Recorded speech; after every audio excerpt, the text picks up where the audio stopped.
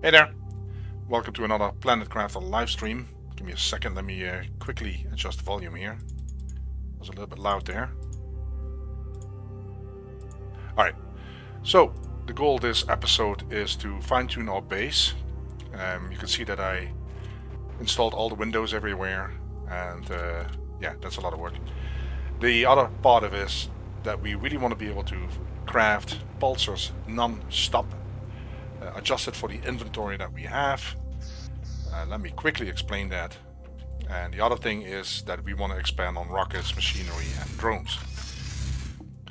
So if you've seen the previous episodes, you know that we are trying to craft pulsars non-stop. Let me reset this because it wasn't spinning.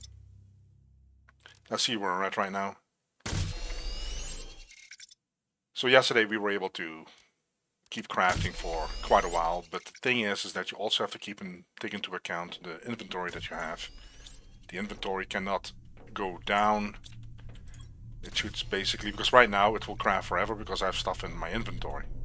I have the necessary ingredients ready to go, except for methane, but I did do a little bit of expansion on methane, but methane still seems to be the weak link. So right now you'll be standing here and saying, oh well, it keeps crafting forever, everything is fine. But you have to adjust for the inventory, and that's kind of what I meant, because if we look at methane, you can see that it's not right now keeping up. So that is something that we need to do, and in order to do that we have to build some more gas extractors. So that is going to be the first mission today.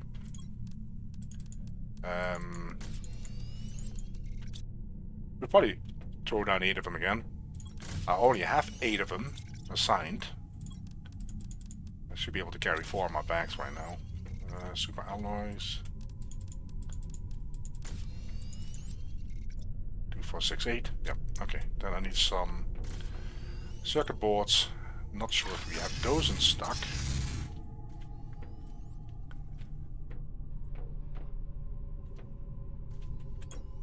Oh, we do. Okay, perfect. Alright, so let me show you what I meant. Actually, let's just go out the door. Because I already have 8 gas extractors that have been dedicated to methane extraction, alongside an optimizer tier 2 plus 3 fuses, if I remember correctly. I have it for nitrogen and I have it for methane. Which one is which? Let's have a look. Yeah, so this is methane. You can see that the moment it's produced, the drones are already all over it. Nothing is building up here. So methane is just not keeping up. Alright. So what I can do is I can build another one, which is what we're going to do. A little bit of distance here, I guess. Ultimately, I do have to find a better place for all this stuff.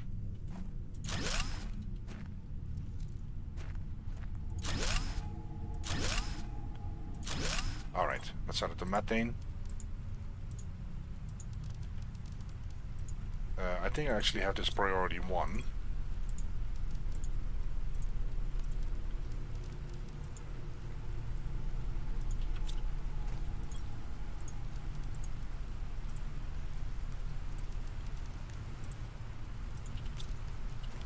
Did I click there?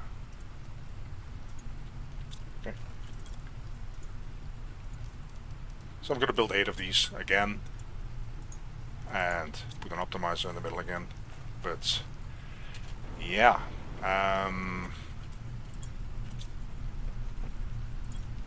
production isn't too bad. I don't know how many, we have 13,000, so I can get some production fuses still. So let me do that. Let's just launch one of these.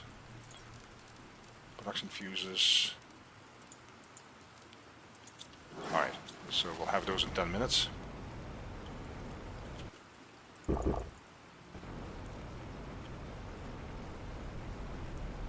It is very, very interesting to see how much is needed with regards to resource production, raw materials and drones to transport it, to really keep an autocrafter non-stop going that will craft pulsars. It's shocking, actually. It's really, really a lot. It almost seems like from every resource that you need at least, I would say 8 extractors plus 2 optimizers to keep it just going. It's really, really mind-blowing. But that's our goal.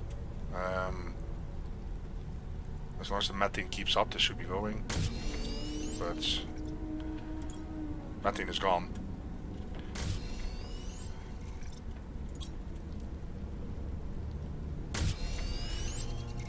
So once in a while it gets the methane, but I don't think it's producing non-stop anymore. I'll have to wait and see, I guess. Unless there's a methane source that I'm not familiar with, but maybe they drop it just in time. Oh, look. It's actually going up now. Okay, okay. For now. For now. Because I know that my drones are no longer idle. I think I have 150 now. And they are going non-stop. So the moment this starts producing non-stop, you would expect for these storage bins with the raw materials to slowly fill up, which is kind of the case for uranium and iridium. I can check on zeolite. It's going okay. How's the osmium doing? It's not bad. Hey Red-Eye, how's your day? And methane. Well, we'll have to wait and see. We'll have to wait and see. Alright, the other thing that I wanted to do is, well, first, let's go check on my drones. I'm pretty sure they're not idle in any shape or form anymore. We'll find that out.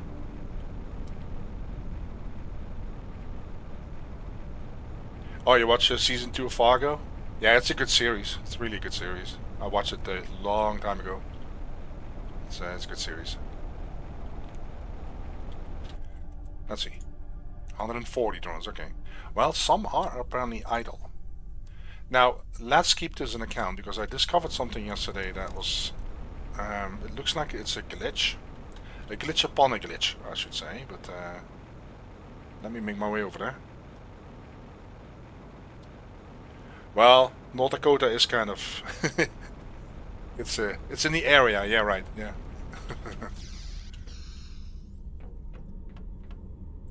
Alright, let's go to Warp Gate.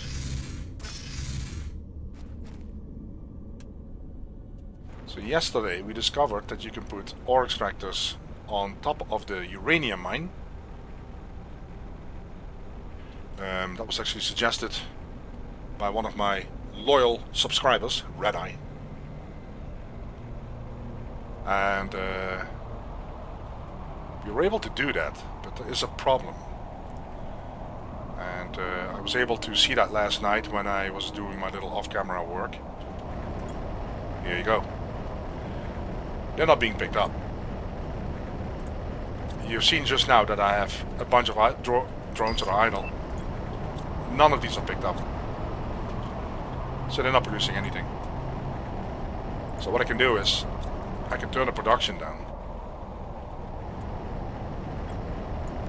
Let's just do that. And so that we know for absolutely sure that they're not being refilled. And then we'll come back in a couple of minutes, and I don't think they're being picked up at all. I have the priority, I changed the priority higher. Nothing is going on. The weird thing is that when I went to the uranium cave itself down below, I could actually see the drones come in and out and in and out. There's no issues here. So it kind of seems like a glitch upon a glitch. That you can extract the uranium there, but why the drones are not able to go there, that I have no explanation. They can fly through anything, so it's not like the rocks are in the way, or maybe they are just not able to pinpoint where the uranium is because it's supposed to dig in the cave and they're not really sure where this chest is, maybe. At least I'm pretty sure that this is not being picked up. We can check in a couple of minutes, because we have idle drones and that should be picked up right now. Yeah, so that's basically, like I said, the goal for today. We're going to fine-tune the base a little bit. I put all the windows in.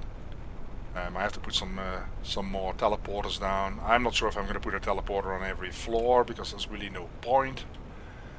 And maybe launch some more rockets and get some production going. Let's go to our base. It's a shame that that constantly moves around, the numbers and the teleporters based on where you've been last. Right, so this is all gonna go away. We're making a little platform around the base, but whoop, I was going to water then.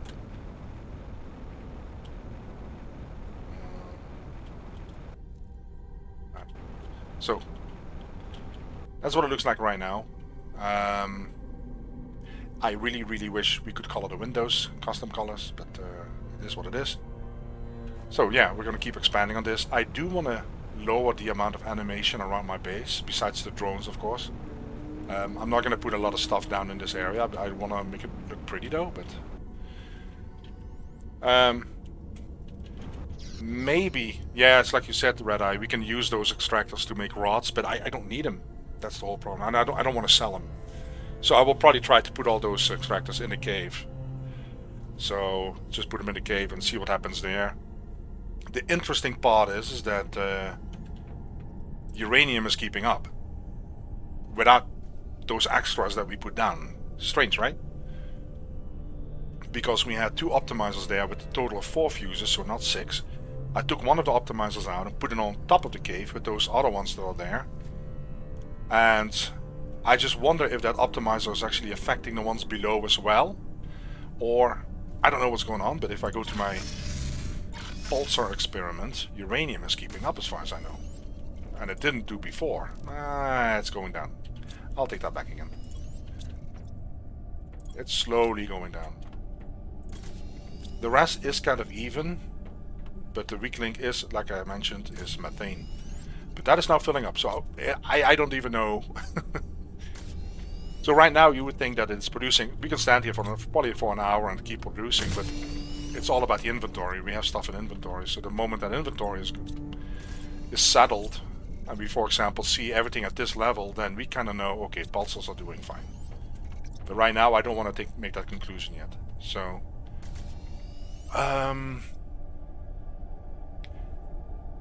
yeah, we need more extractors for methane. So let's get that done. I have 4. Let's see, 2, 4, 6, 2 more. And then some super alloys.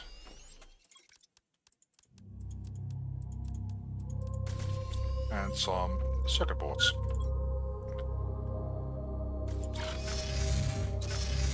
There we go. Let's get a drink first. From our uranium lake, that's what we officially call this. Circuit boards. Oh, we're low on rocket engine actually. Okay.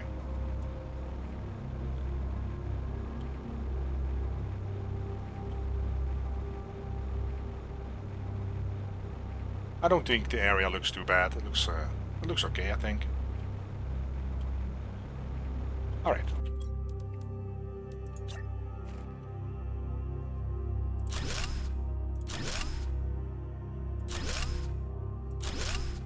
Okay.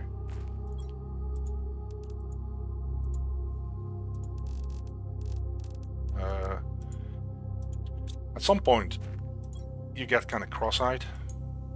At least I get cross-eyed from this. I wish I could just copy-paste. So anything that is being used for the production of energy fuses and pulsars is priority 1 at the moment, which I think helped to put all the ore extraction like uranium, iridium, zeolite and osmium at priority 1 with the drones, and the demand also at higher priority. I think that really helped. But I cannot say that at this moment we are really non-stop producing pulsars. I don't think we're there yet.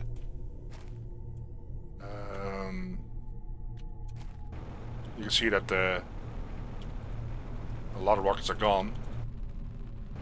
I'm not sure if this is the one that we used. I think it is. Yeah, I saw your pictures on Discord, Red Eye. Didn't you see my response, or you haven't checked yet? But yeah, I did see him. Well, there's so many ways to do things in this game. It's just so many ways. Do I have enough? No, 4,000. Okay.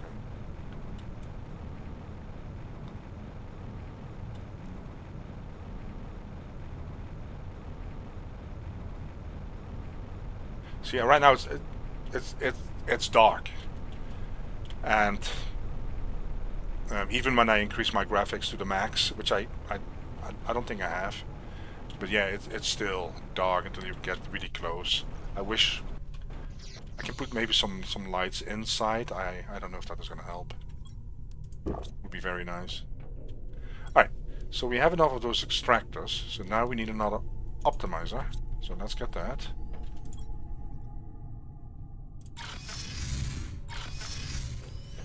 Some obsidian. Okay. 1, 2, 3. Uranium rods. You just see the drones fly by. Then we have to go to the other autocraft area. For those that haven't seen it yet, this is the algae production chain. So that makes all the mutagens, the fertilizer, explosive powder, things like that.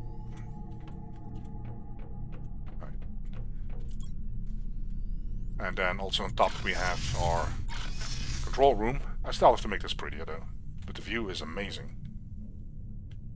I could stand here all day. Well, okay, not all day. But yeah, this I think is amazing. And I don't want to put anything on there, so we have the antenna is down here somewhere for the messages that we won't get anymore, I think. But yeah, it's still it's a work in progress. We call it the Tower of Babel, which was suggested by subscribers. Alright, let's stay focused on the important task at hand here. To get more methane.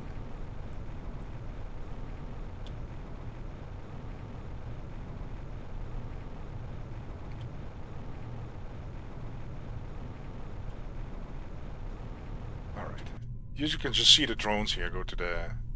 and they're picking it up the whole time. So I'm surprised that I have idle drones. I have to look at that in a moment, because that is very, very surprising. Alright, so you can see they're all affected here, all 8.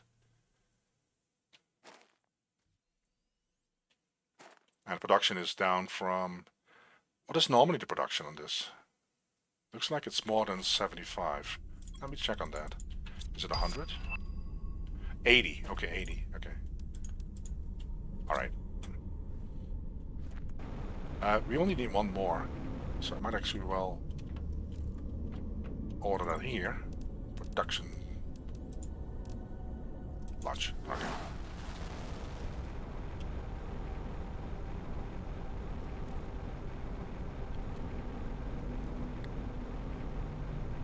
Yeah, that would be very interesting, Red Eye, if they could make it really completely sandbox random open world crafting, where you could simply start a new game and the whole planet looks different.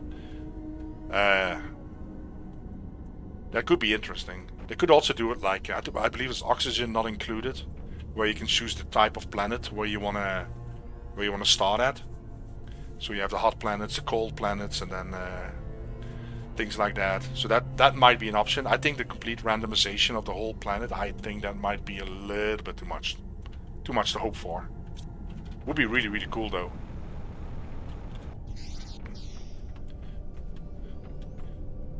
Because I know that right now you can randomize your starting position and the resources, if I'm not mistaken.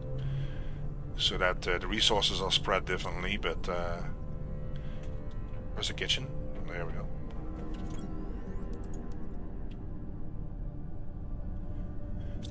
Yeah, that is true. The moment you have more random map generation, it will make it more replayable, the game.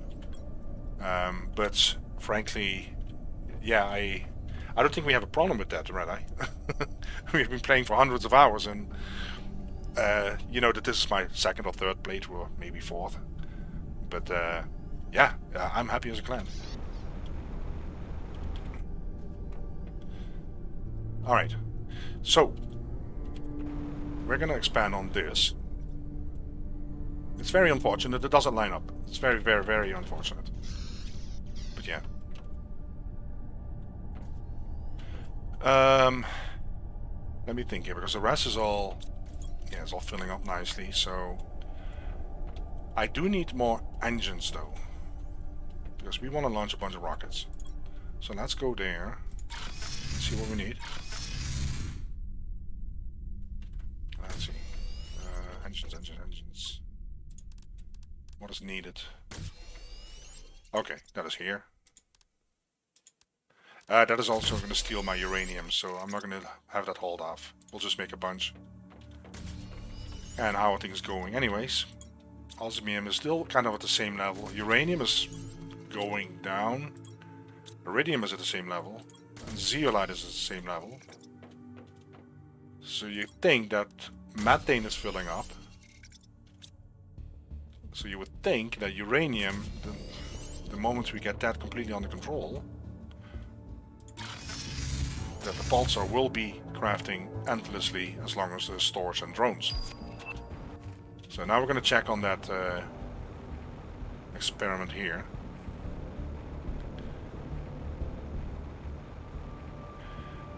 Yeah, I already discussed that yesterday. I have the habit, if something is not aligned, that sometimes I will rebuild, including extremely big structures, but I'm not going to do that with the tower.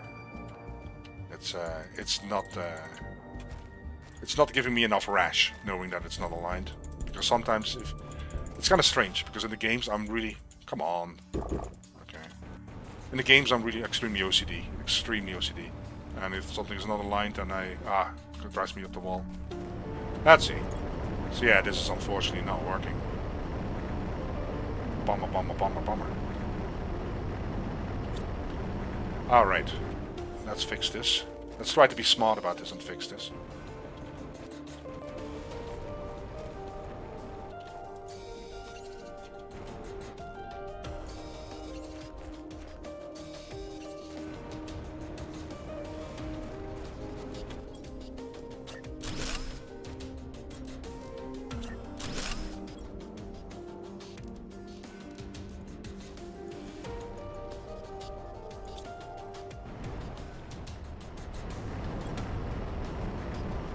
Because the drones don't pick it up here, hopefully they will pick it up here. Unless maybe it's not really uranium, that it only shows that this is working as a glitch, but maybe it's not really uranium. Maybe the items are not really there and the drones don't see anything. I don't know if that's the case. We'll find that out, because maybe this doesn't really exist. Because it's not supposed to be able to pull uranium up from this cave. So that thought hadn't even occurred to me, that maybe we see uranium, but it's just a glitch. What the heck? Now it's going to pick up these uranium things? Okay, well. Okay. Red Eye, maybe you have an explanation for this, because I sure as hell don't. We looked literally at the chest and everything. We had like 20 or 30 idle drones and they were not coming. And now you're picking it up? What's going on here then? This is priority 5. I see. Yeah, we have this weird thing going on. I have no explanation for this anymore. We'll turn it back on, I guess. We literally were looking here and the chest is full because I put it all in the thing. And the drones were not picking up. We had idle drones. We were just sitting here, and I did some off-camera work yesterday, and the uranium was just sitting here. And now I put some of the uranium in this storage thing, which is still not being picked up, by the way. Priority 5. And now we see that suddenly the drones are picking this up. I don't know. I don't know. I actually think I'm gonna still empty them. I don't trust this either way. It's very unreliable production right now. Absolutely bizarre.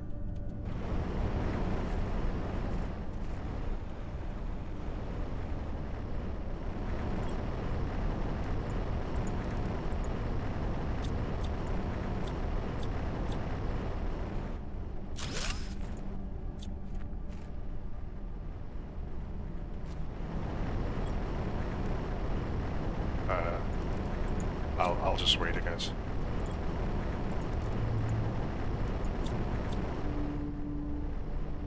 Alright. Absolutely bizarre. But then again, this is not the first time that because this is clearly a glitch. I know I have my moments where I don't understand the mechanism or the certain items in the game. But this is the second time we had something happen. Once with the... I think it was also you, Red Eye, right? With the shredder. The shredder that stopped working until we basically reactivated whatever the shredder was demanding. I mean, you know, there's nothing wrong with glitches in the game, it's just that it can be extremely confusing. Okay, well... can we somehow float here and line these nicely up? Is that an option? No? Oh, this is tricky then.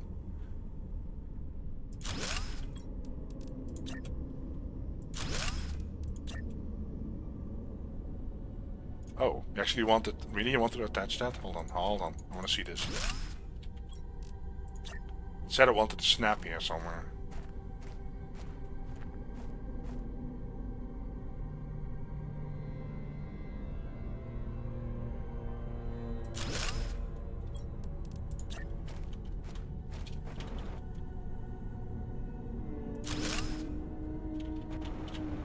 Is there a reason why I don't...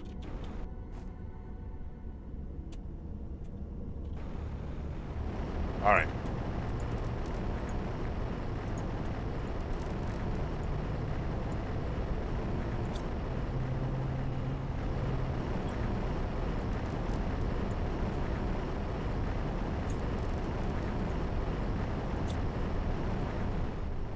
It's a parkour cave.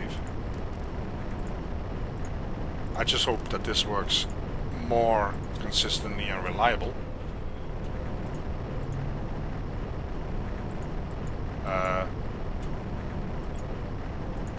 Didn't let me click on it. Oh, did I do priority?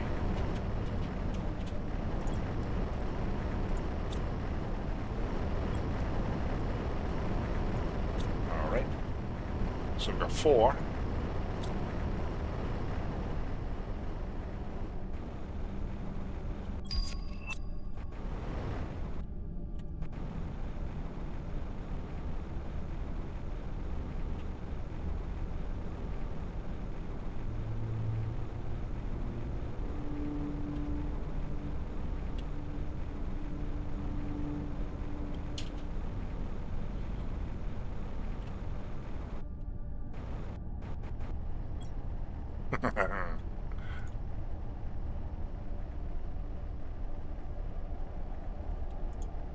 Alright, yeah.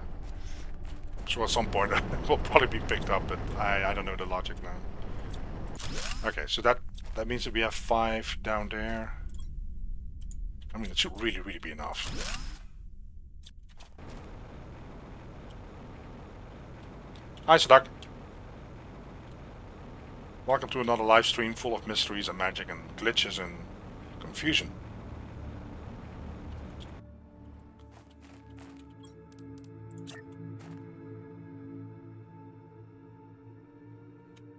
I'm gonna put a little bit over there. Can we do that, guys? Can we do that? Okay, there we go.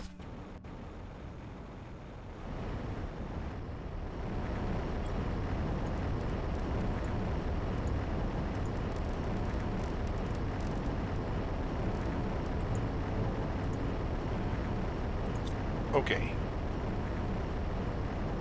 And we have 8 over there. I put an 8 one down, I think. Yeah, come on. Wow. Alright. 1, 2, 3, 4, 5, 6, 7, 8. Okay. So if I can put the optimizer here somewhere. Oh, look at how beautiful it is. So... Are you actually touching some of those, of course, still? Yeah, that is perfectly fine. Alright. Hey, drone. That's not much, though, if you think about it. Where are all the other drones? I mean, isn't there uranium here? It's a long way flying, though. Oh, look. So this was completely built up, and now suddenly there's like 2, 4, 6, almost like 8 drones coming here. This is priority 1. This seems to indicate that we need more drones.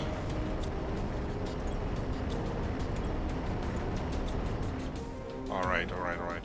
But when we checked, we saw that we had idle drones.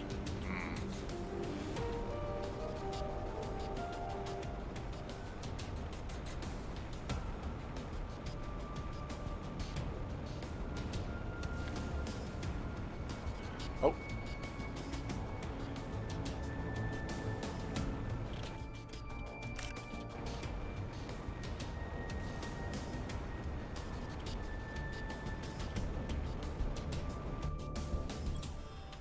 No. Priority 5 on supply. It's not picking it up. I have nothing anywhere near priority 5, so it should be picking these up before it picks up the ore extractors. So, again, maybe somebody can explain this to me. I don't know. I don't have an answer.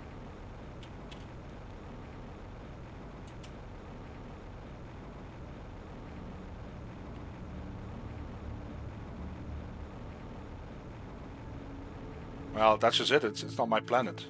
I'm a convict, remember? Otherwise I would call it mud rock. But yeah. I don't think legally we are allowed to do that at this point. Maybe they do that as part of the full release. That you own the planet. That your company that sent you here, whatever, the Department of Corrections, is completely blown up, doesn't exist anymore, and mankind is gone, and this is your planet now.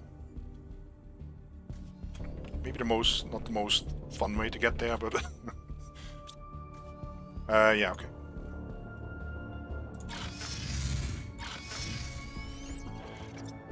See, I don't think you were here yesterday, so my goal is to eternally produce pulsars without any interruption. So that is basically our goal. We have been boosting all the raw resources. Uranium, iridium, osmium, zeolite, methane. And we want to produce pulsar without any interruption, at least in one machine. 2 machines is probably going to be a little bit beyond the scope of my game. So we're checking constantly on the supply to see if this stays kind of solid, but right now we see that the iridium is going down. So as this goes down, it will stop producing pulsar for a couple of seconds, and then it will pick up, and yeah. Methane is doing fine, so we constantly see what the weakest link is, so to speak, and we keep boosting that. It's very, very exciting. I'm gonna check on the iridium cave, actually. I have no clue how many things we have there. No, it's okay, see, you know. It's okay if you want to see other people. We're that part in our relationship. You want to see other people. It's okay. I understand. Okay,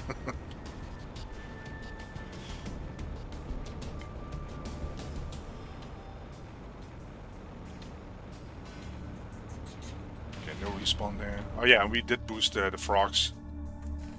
Look at all these beautiful frogs here with 3 boosters. Oh, we need a plants multiplier. So we have 3 multipliers here. We have the heat, pressure, and plants. I just need 1 more plants. Oh, I forgot about that. Frogs are very unhappy. Yeah, it's just 8. It's just 8 frog pools, whatever they call. What do they call? Amphibian farm. It's just 8, so the number I can optimize, and I have 3 optimizers there. Plants. Is that a cheap one? Okay. Yeah, here you go. Okay, so let's have a look at the iridium cave, because iridium is not keeping quite up.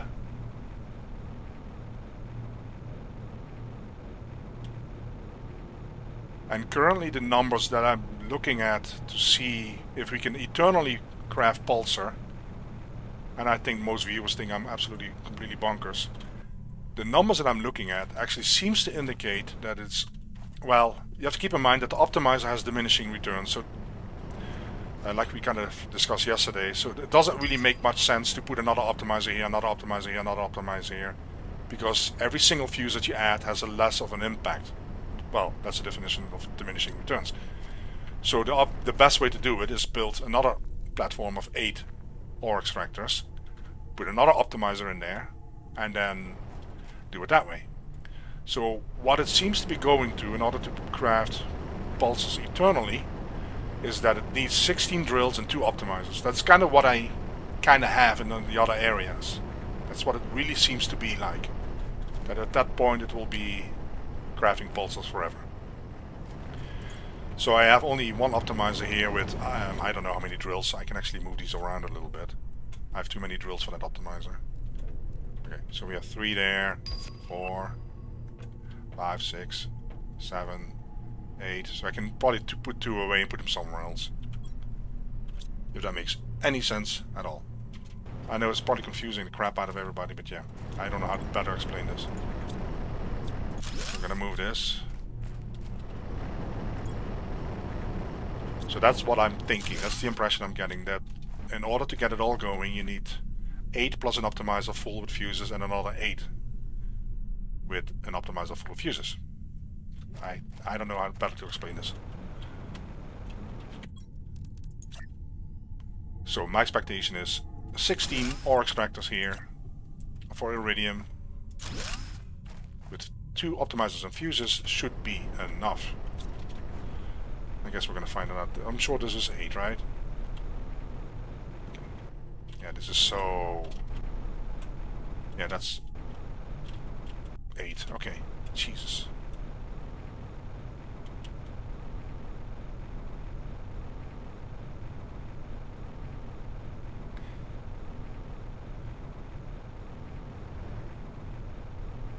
Oh, the sun is going to wipe out our planet. I don't think it's going to get there, to be honest. Me and Red Eye, actually. I think it was me and Red Eye that we talked about in space the other day. We have always a different topic every day. And before the sun grows in size and swallows our whole solar system, we will have a nice little encounter with the Andromeda galaxy that is going to crash with the Milky Way. And that probably will be the end of mankind before the sun would do it. Well, assuming that mankind even makes it anyway. I mean, you're talking about 4 billion years, so... But yeah, that is going to happen before the sun actually expands, as far as I know.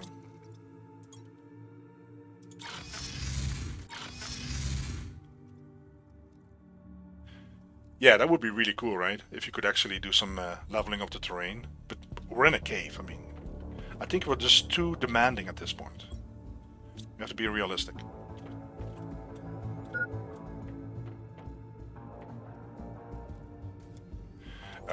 Water should be here. Okay. Did I miss it again? Okay, there we go. Alright, I will drink one. Okay.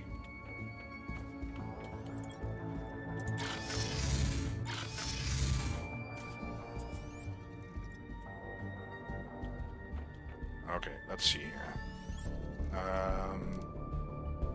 Need a couple of those.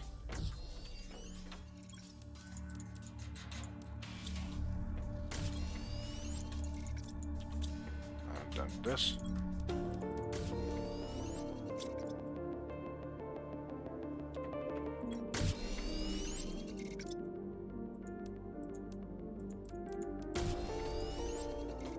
That should be it.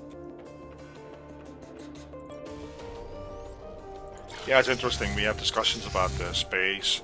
We had Animal Planet. We had the Food Factory, where people talked about foods from their region and culture. And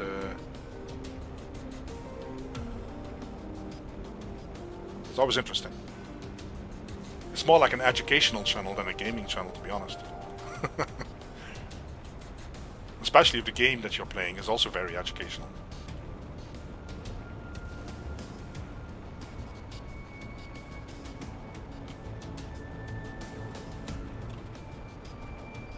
Alright.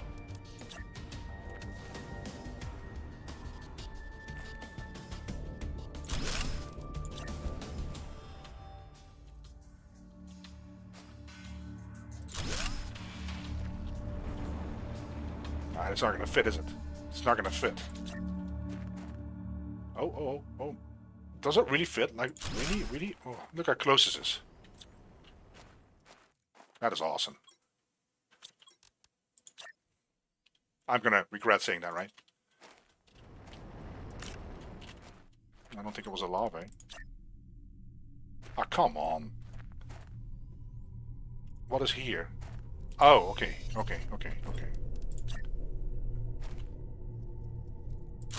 okay.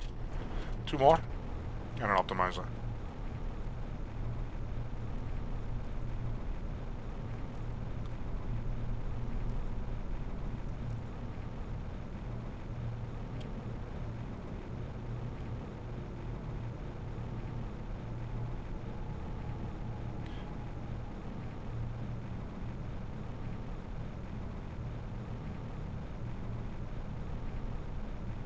Yeah, I told you already that we watched basically an episode of some sort of space series every day during dinner.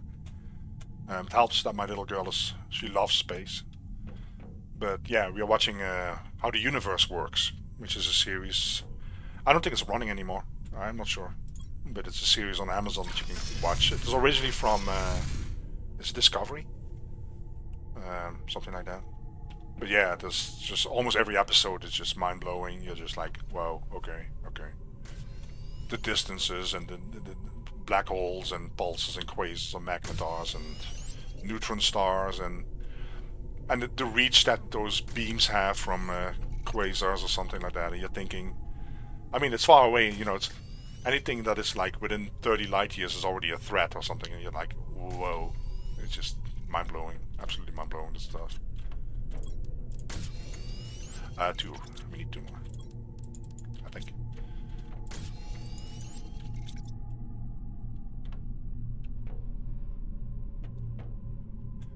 Yeah, and yesterday we watched the episode about the Voyager 1 and Voyager 2 again. We're big fans of the Voyagers, but yeah, then they were talking about the whole trajectory and where the planets that they visit and the stuff that went wrong and the stuff that went right and how they had to repair things. And I think they said that currently the Voyager they use about 5 watts in electricity per year in their communications, but everything has been limited. They turned a lot of stuff off. A lot of instruments have been turned off on the Voyagers to make sure that they would have the long-lasting battery with the most important information that they were looking for. So a lot has been turned off. But I think they're using something like 4 or 5 watts a year. So I told my little girl, I said, well, if you turn a light on and you let it go for 5 minutes, that's more than the Voyager uses in a year.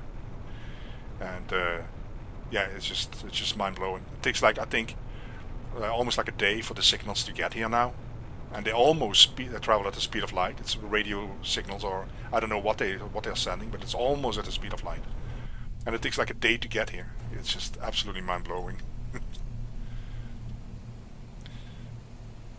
Yeah, they had an issue with one of the Voyagers. I think it was one. The whatever that takes the pictures. The camera was stuck, and it wouldn't spin around anymore. So they had to wiggle it loose and something with software updates and all that movement. And yeah, it's just absolutely mind-blowing knowing that these things have been flying there since 1977. And like they said in the documentary or the episode, they're gonna outlast mankind.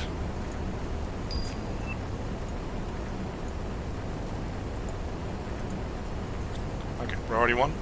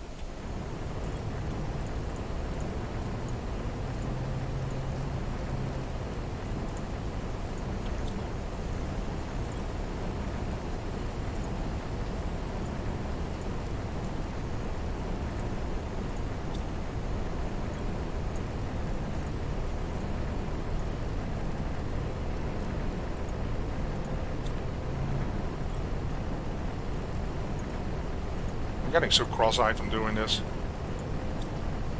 Alright, so we have 8. Okay.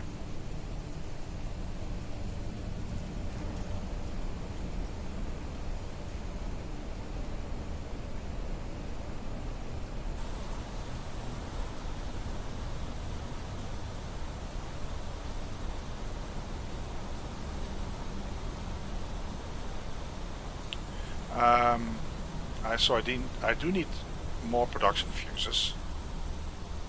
Well, it's going pretty fast. It's actually pretty decent here. Look at all the drones.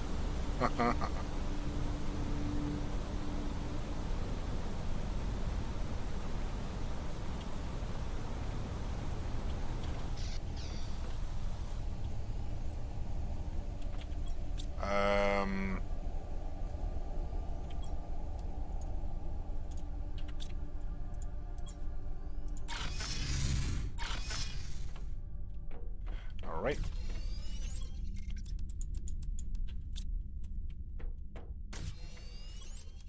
Oh yeah, let's have a look here at this the mysterious uranium. Yeah, so this is really going down.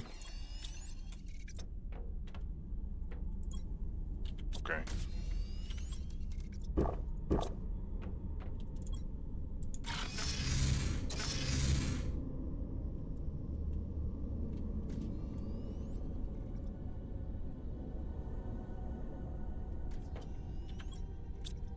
Kitchen.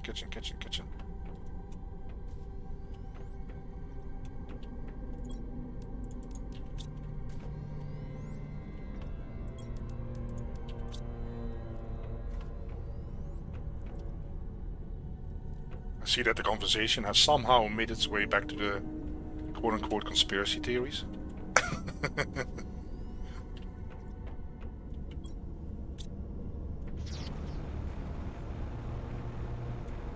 Let's not forget the explosive powder.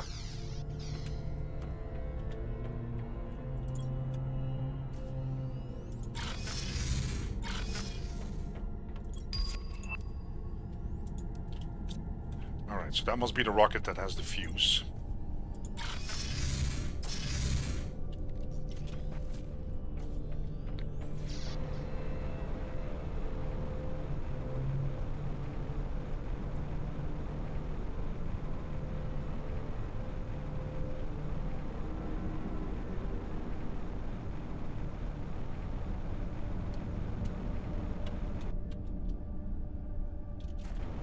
Actually, because I think it was you, Red Eye, that talked to me about Dr. Becky on YouTube. And there was actually a viewer that left a comment with a link to Dr. Becky's channel. I thought it was pretty cool. I don't think it was your comment, I think it was someone else, some other viewer. Like, here you go, a link to Dr. Becky's channel. Alright, there we go.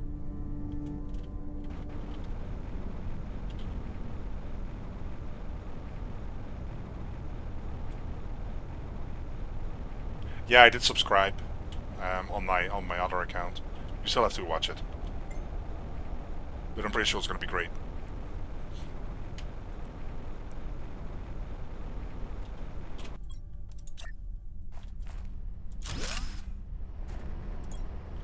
But yeah, those space series, they're just all these episodes where there's basically more mysteries than answers, and more questions than answers in with regards to space. We don't have an answer for the expansion. We don't know what dark energy, dark matter. We don't know what this is causing, and we don't really know what's in stellar space and interstellar space, and it just, yeah.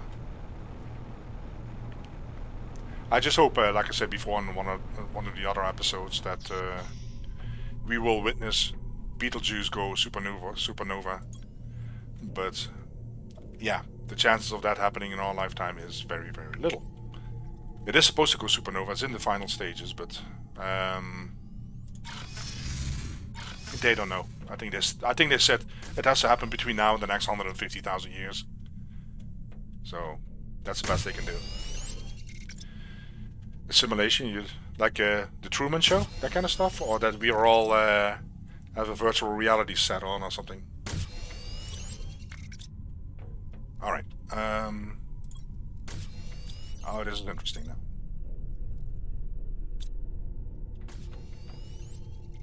See, at what point can we really say it's... See, the zeolite is keeping up just fine for now. Radium, well... I don't know, it seems to be keeping up. Well, methane is definitely doing better. How about some drones? We have to check for drones.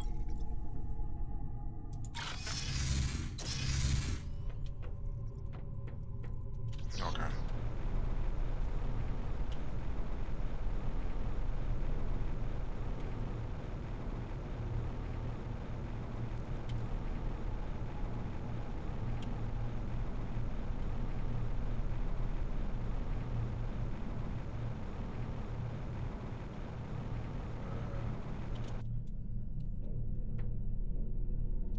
Whoop. Kind of crazy, right? So we have about 25, 30 idle drones.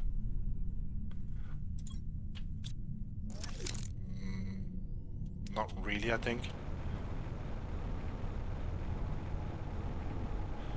So I wonder what the reason why we don't see 25, 30 drones in there is probably because they are just flying back, I guess.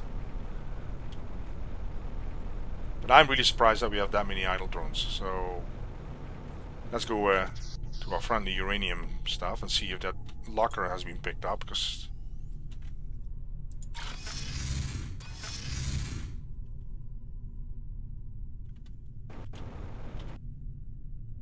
okay.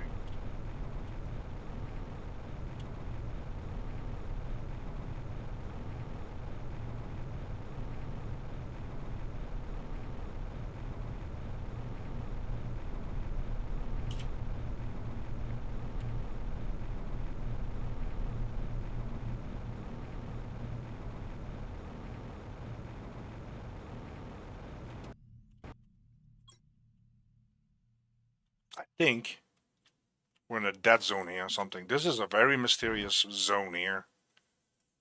Very, very mysterious.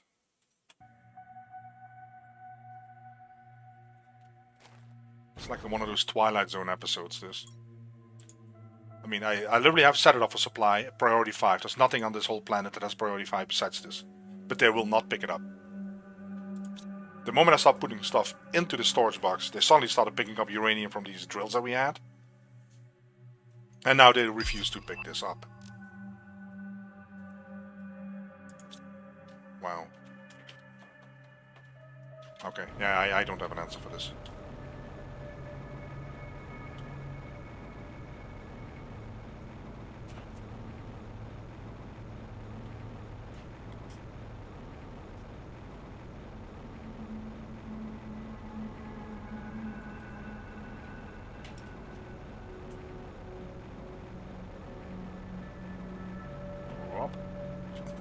Let's go back. How much do we have? 13,000.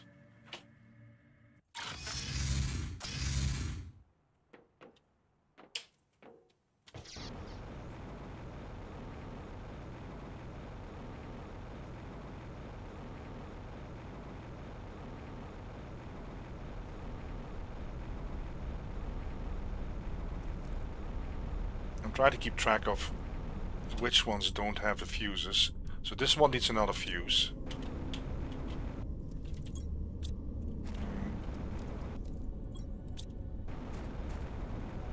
Well, nitrogen is actually not as important as methane.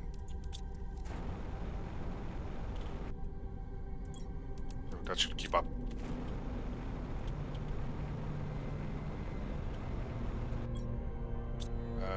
Crap, I need 15,000 for 3 fuses. Ah.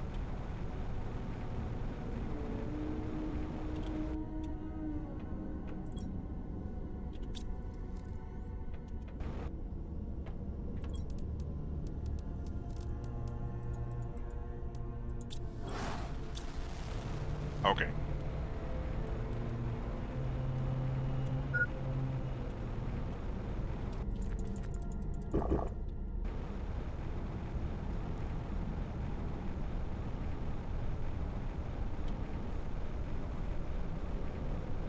Oh, by the way, before I forget again, you guys know that I never talk about likes and subscriptions and comments and stuff. You know, I did want to take a moment to thank you guys all for liking the videos.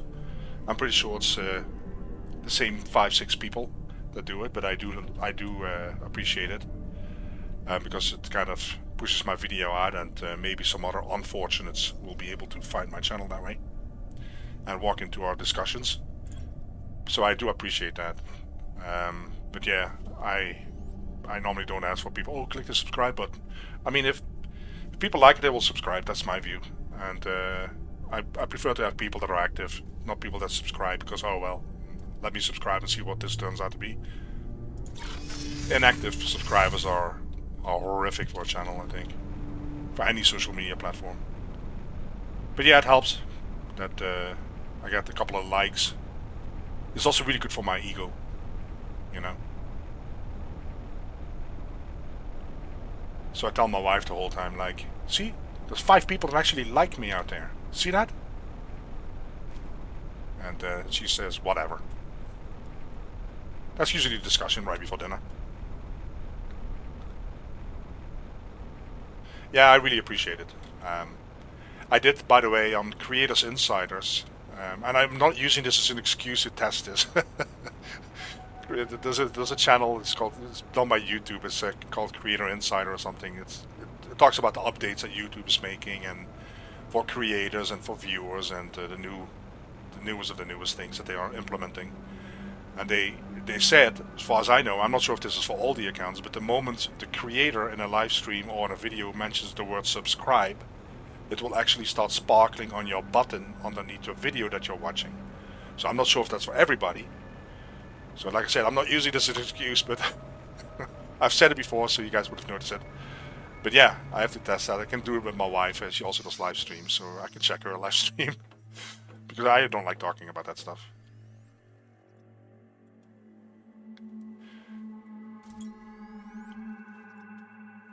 No, Red Eye, there's something you give me that's more important than a like, and that's conversation. Conversation and just hanging out, and we chat almost every day. I think you're here every day. So I hope your wife is not thinking that you're seeing other people, because at least that's not gotten. But my wife, it hasn't gotten to that point yet where she says, "You spend more time with them than you spend with me." We haven't gotten there yet.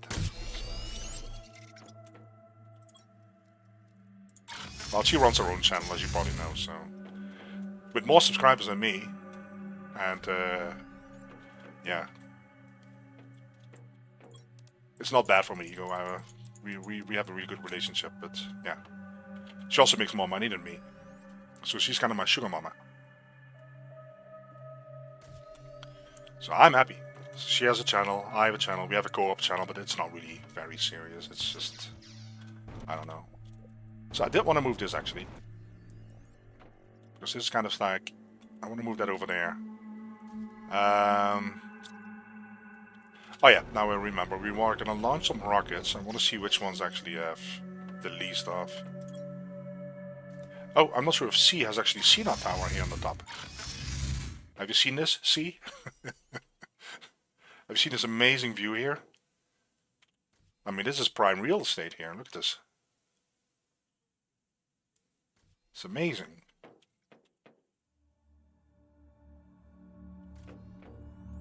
Alright, that was a rocket thing.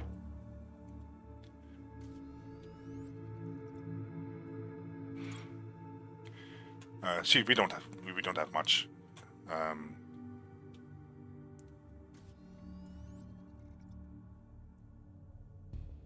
So this is 8,000. So I wonder how that multiplication works, because it shouldn't make a difference, right? Because if I buy a fuse, then for example I get 2,500 oxygen from one single fuse, right?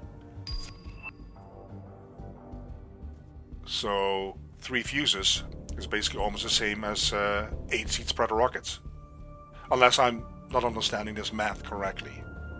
But maybe, I don't know.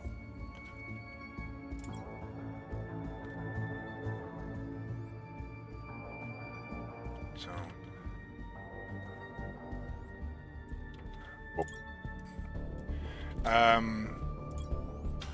So we probably want to actually launch some of those. Do I have room for this? I don't know it by heart. What is it again? It's I don't need the circuit boards for those, right? I just need, what is it, 2 alloys and then 3 cobalt or 3 silicon. Look at me pretending I have a memory.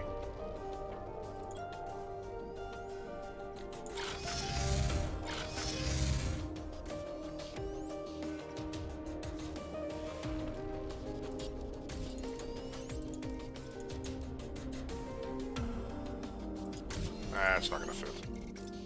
Well.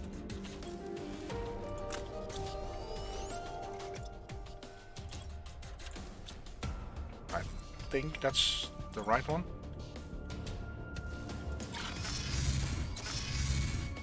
Alright.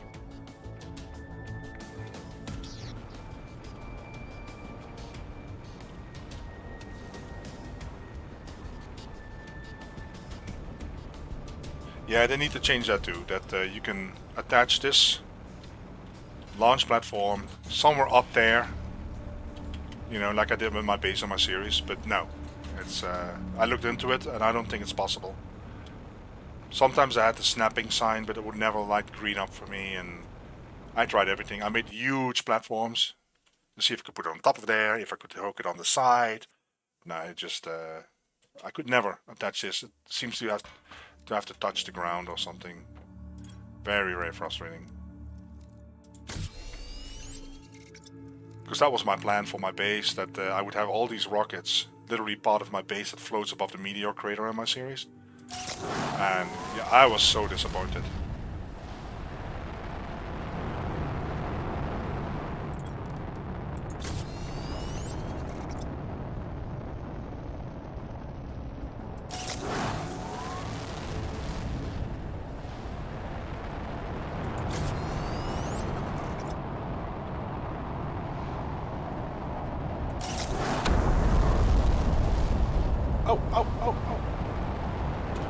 Oh, I forgot about that.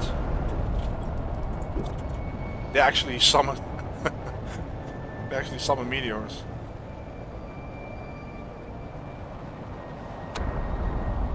Why don't I see them come down? Oh, there they are, okay. Should be okay, but I completely forgot about it. Yeah, what a mess.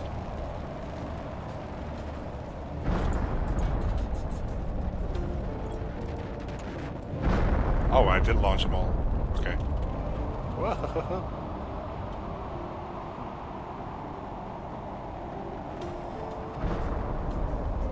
Yeah, that would have been quote-unquote funny if I had died that way. I wasn't really low on health. Woo. Okay, okay. Jesus Christ.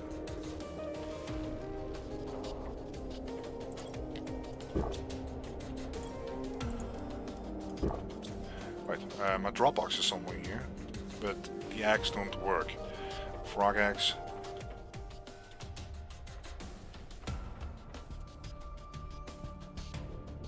Okay. The rest should work.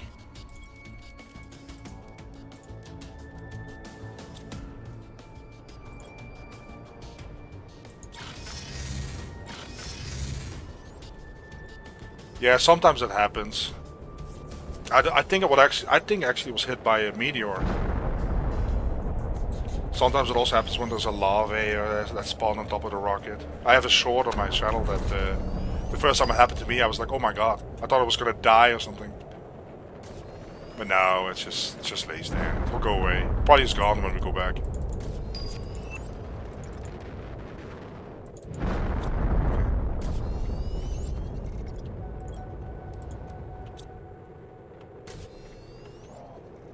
You can also get it when you launch the rockets too fast after one another.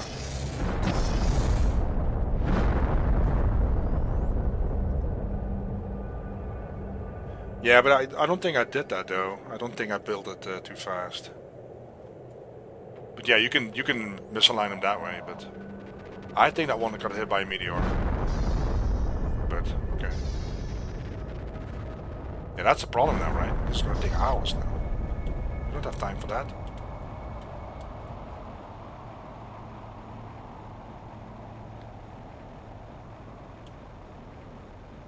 I think it actually looks really pretty, this. I don't know why. It's really not bad, this.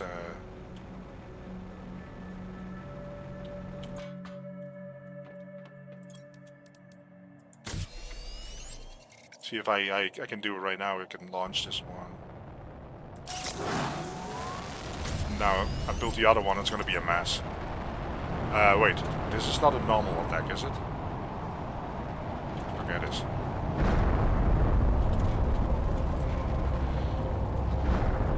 Okay. Oh. I don't know if I would take damage. I don't think I do, but... Alright, well... Let's be civilized again.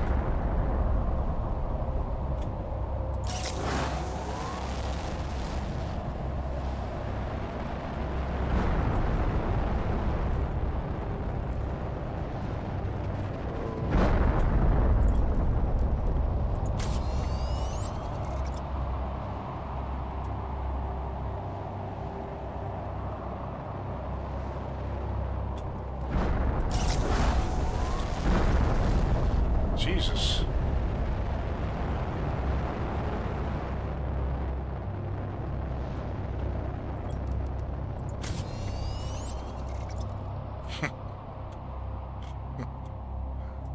Alright, there we go.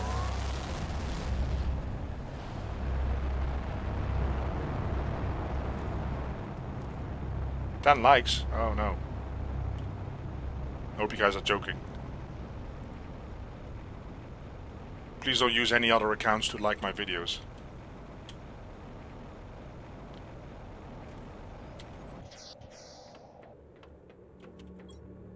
Alright,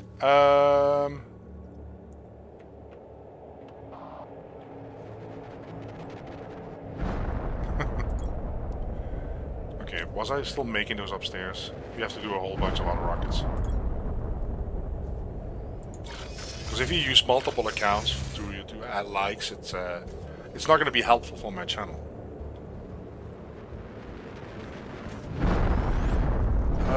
Yeah, okay, engines. And then in this case we're going to do the silicon.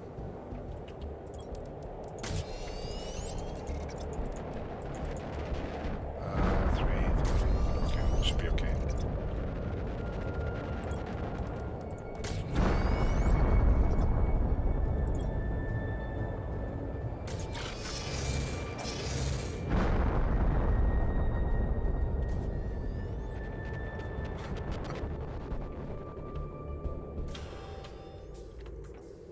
Yeah, what also is going on is, and I probably shouldn't even mention this because I might open myself up for this. There's some people that go around, and I think they are competitive creators. You have it everywhere, but they go around and they start disliking videos from people that release similar content. I mean, sometimes that happens.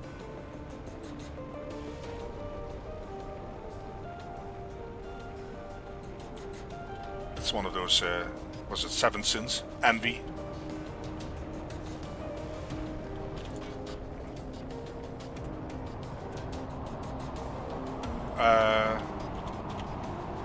Sometimes I don't know if it's really the uranium ones, or if it's the really bad one. The really bad one. I don't want to be standing here, standing on top of a launching platform. It's like inviting the lightning to hit you, right? Okay, this is really close though.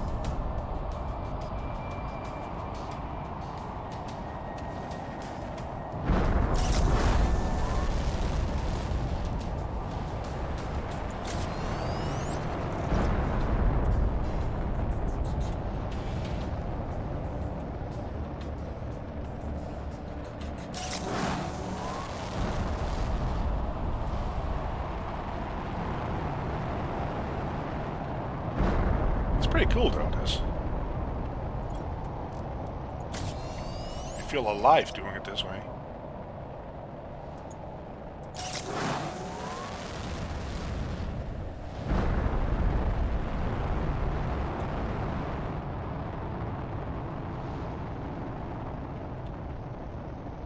Well, sometimes I click the dislike button on people's videos if it's clearly clickbait. Then, well, I won't even watch them long, but usually I try to give people a like, especially if I watch a video. It helps them out, and I mean, let's be reasonable. You know, it shows your appreciation. But clearly, clickbait or people that use a certain event to post a video, well, even though the event is not there yet, especially with multiplayer releases, and then you think that they have early access or they're part of a beta, and you go there and you realize that they are only using the title just to lure you in. Yeah, then you get a dislike.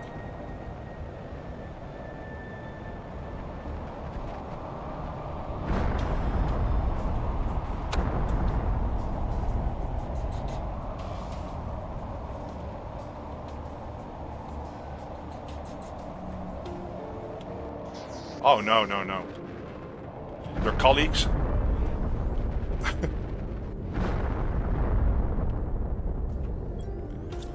Are they all space fanatics, or? Because otherwise they're gonna be watching my videos and think, well, what's this weird guy here with his accent, you know?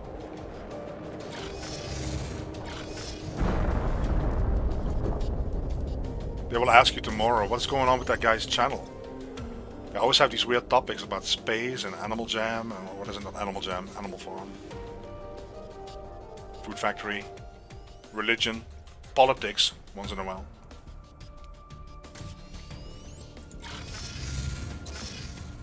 Alright, kitchen, again.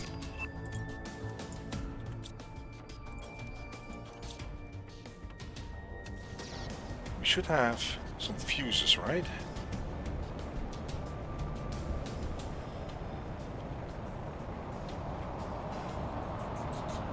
Yeah, this is going to be going on probably for the rest of this episode, right?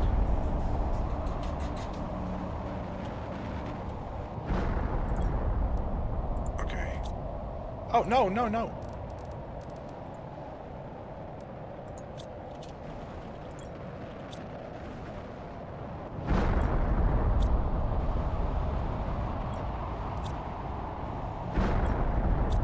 All right.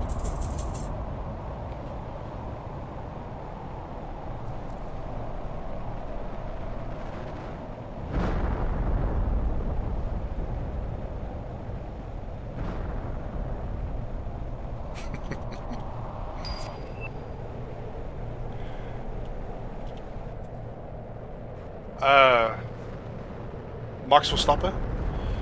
I don't watch Formula 1. I know that he has been winning the last couple of years, and this season he basically almost won all the races, except for a few.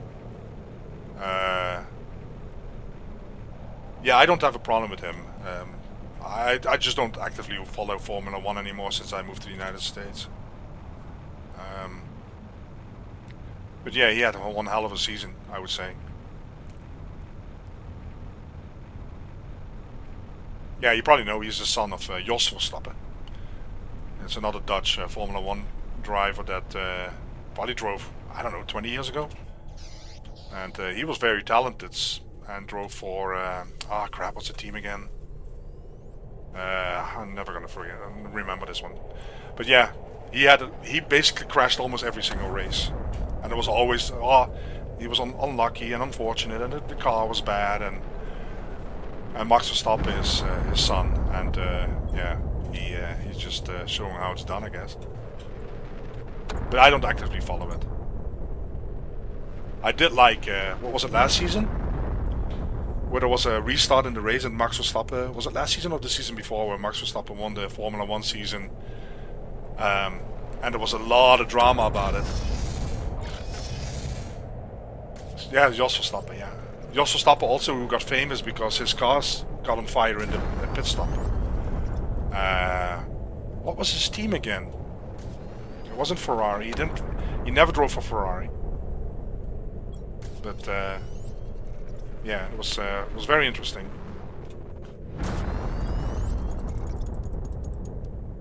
Where his car got on fire, and yeah. Yeah, Lewis Hamilton. That was the drama. Was it last year? Well, Lewis Hamilton was leading or something, and then there was a, well, I don't, what is it called? Red flag, white flag, and they did a restart like literally a couple of laps before the end, and Max Verstappen won the season that way. Oh god.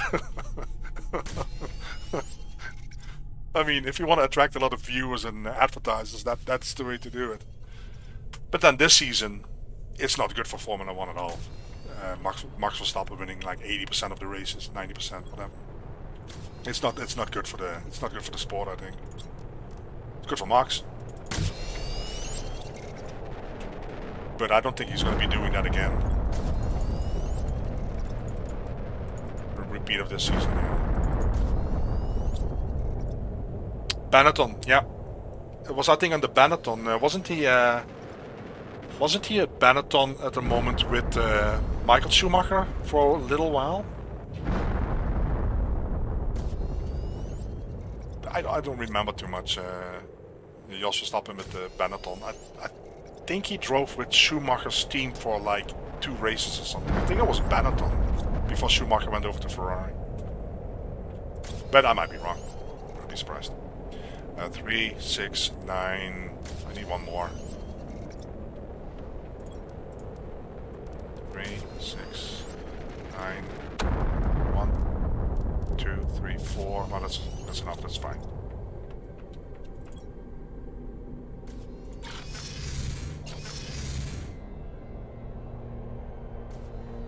Yeah, this season again. I don't think it's good for the sport.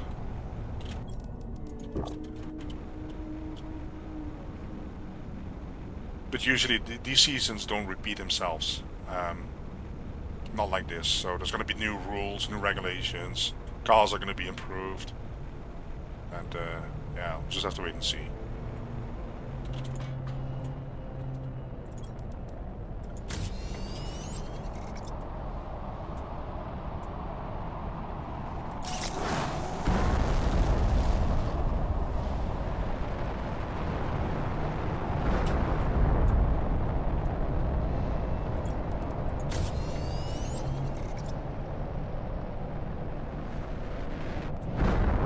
Sounded really close.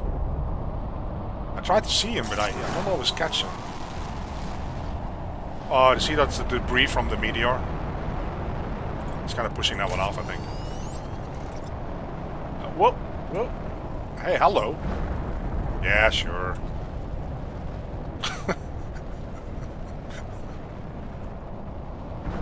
Hey, at least I keep things interesting. Yeah, there's probably more debris here. Yeah, looks like it. I mean, taking a rocket to the face. Are we leaving? Are we going somewhere or what?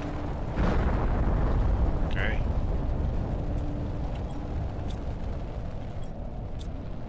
Oh, it did take off. Look at that.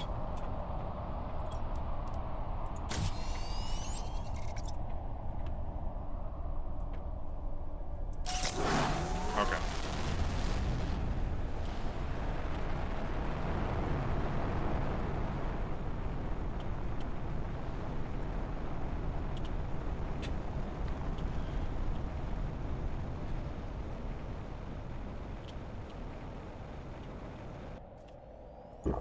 Yeah, in the United States you have that NASCAR racing, which is actually really not that bad.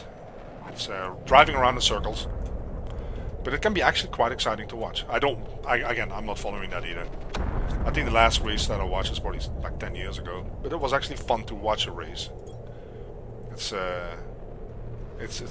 different. You also have IndyCar, but I never cared one bit about IndyCar. IndyCar seems like a, what do you call it, the poor man's version of Formula 1. So there go half my subscribers again.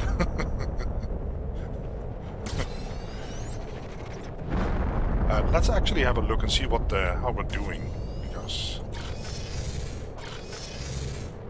I started the episode at 50 DTI. So you can see it's not going super fast. Oh, might as well look at the view here, right? Well, these rockets is probably going to be the whole rest of the episode. Okay. Well, I'll just launch a bunch, I guess.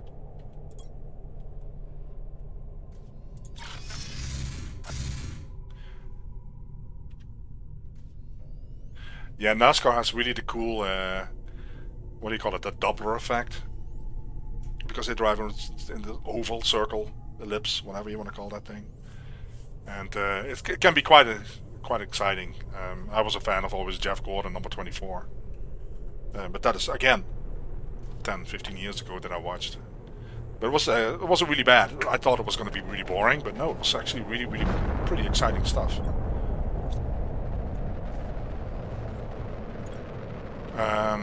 Yeah. Alright, let's get some more silicon.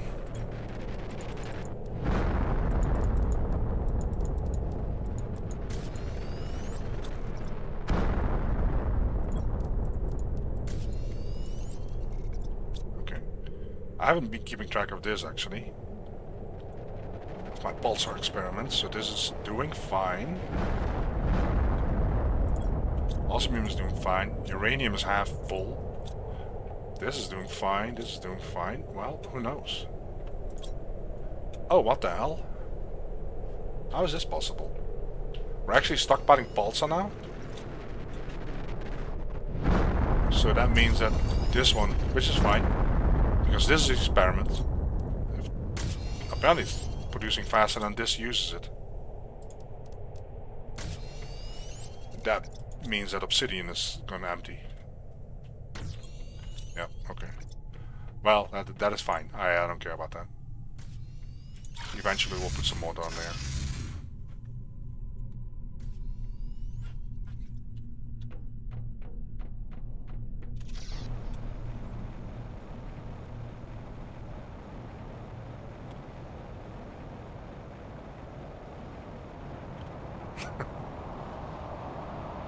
Yeah, I watched a lot of Formula 1 actually.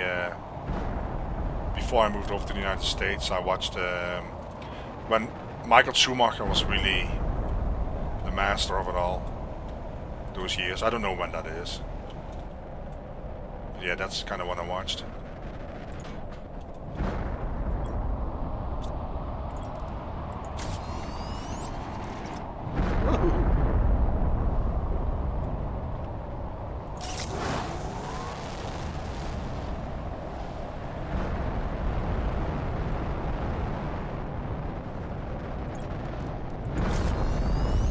By the way, one sport that I do miss watching from Europe is, well, besides the Premier League football, that is always awesome, Premier League football, or soccer as the Americans would call it.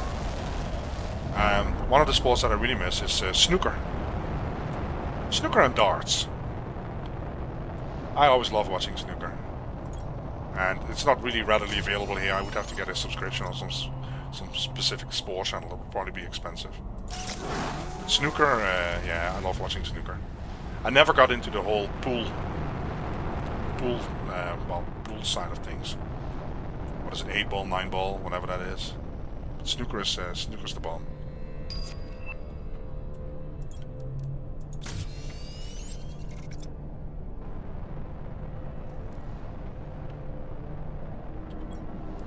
Oh, that's it actually. Okay.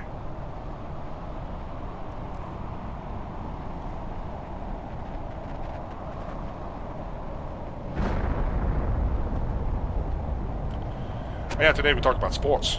Yeah. You're right. Today's sports day. What is today? Wednesday? We make that sports day.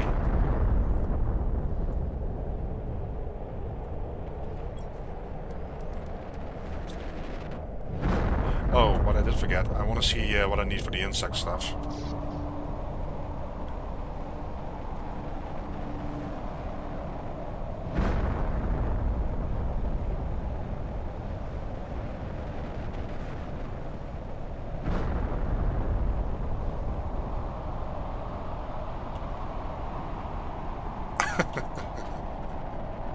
Oh, did I launch this one?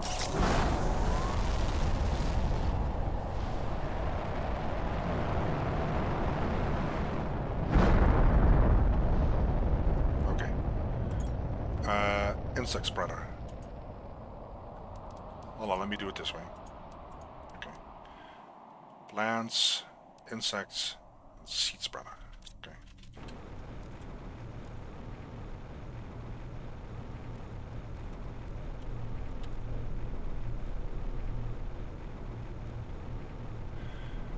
Yeah, subject calendar for discussions allowed in chat, otherwise you get muted.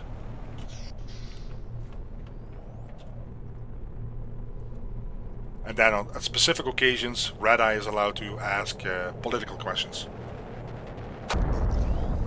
Only at specific specific occasions. Jesus. All right. Bee larvae.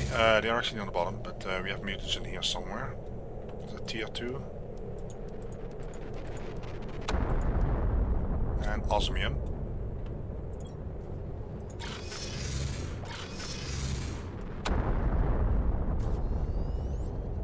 No, see, you're not muted.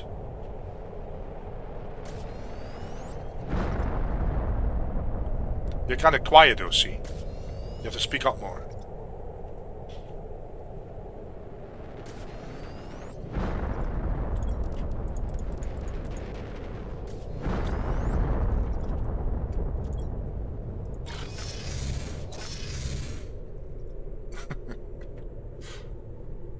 No, it will take a lot before I will mute anybody.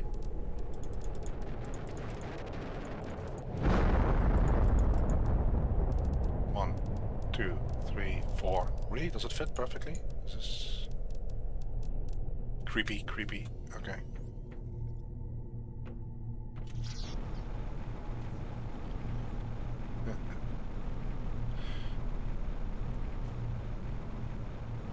C is everywhere.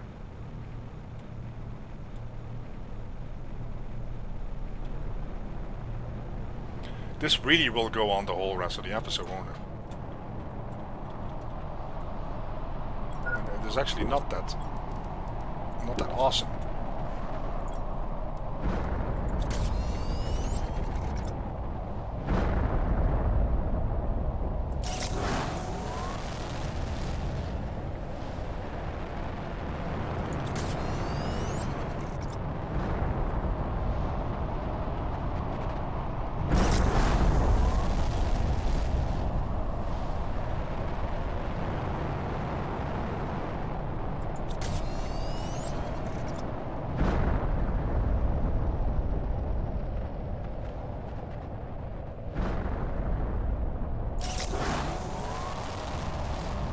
By the way, I hope the sound level is not too loud for the game sounds, otherwise let me know.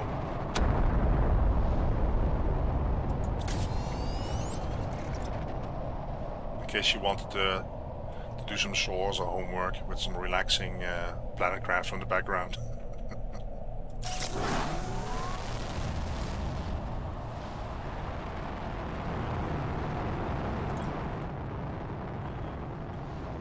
Oh, Sadak.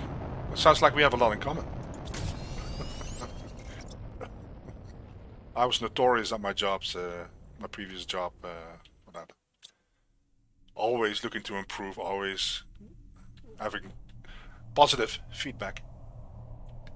And the thing with positive feedback is that it hardly ever will be perceived and received as positive.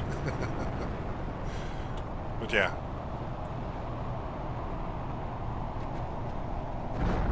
And the occasional killjoy, of course, bringing ants to the picnic, where somebody has something really cool, and you basically are like, "Well, what if you would do it that way?" That kind of stuff. Yeah. So you might think that I'm a really nice guy, but I might not be nice to be around. But yeah, that sounds a lot like me.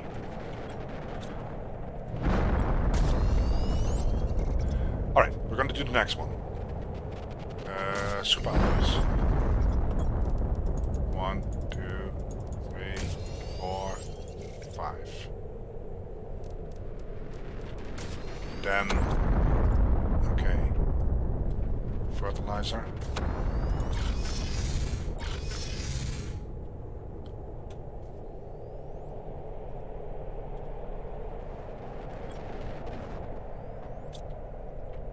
Fertilizer.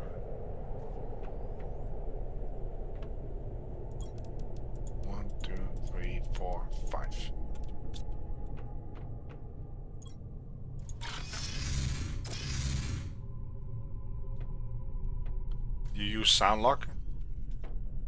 When you're watching people on YouTube, you actually have a program installed to make sure that it doesn't get too loud.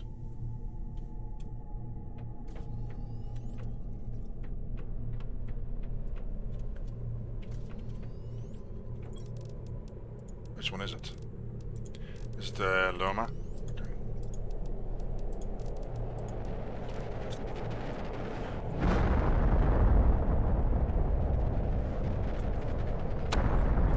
I'm gonna take some food with me.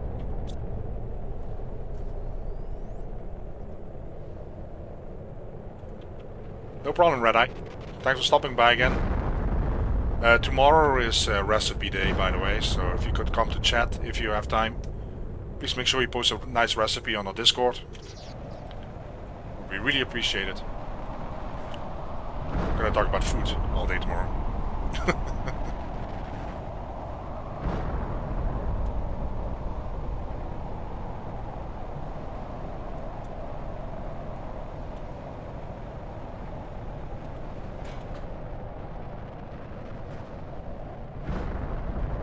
Thanks, Red Eye.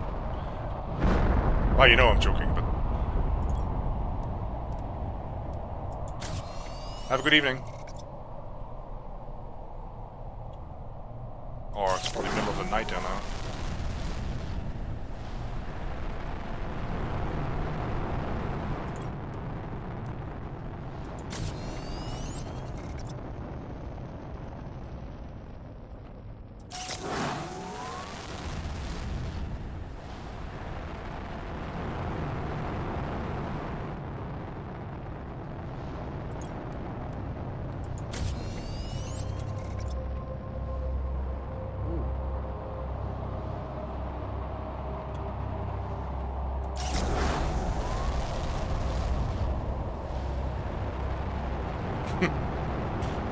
Bother with curry recipes. What's wrong with curry recipes? Oh, you have enough of those or what?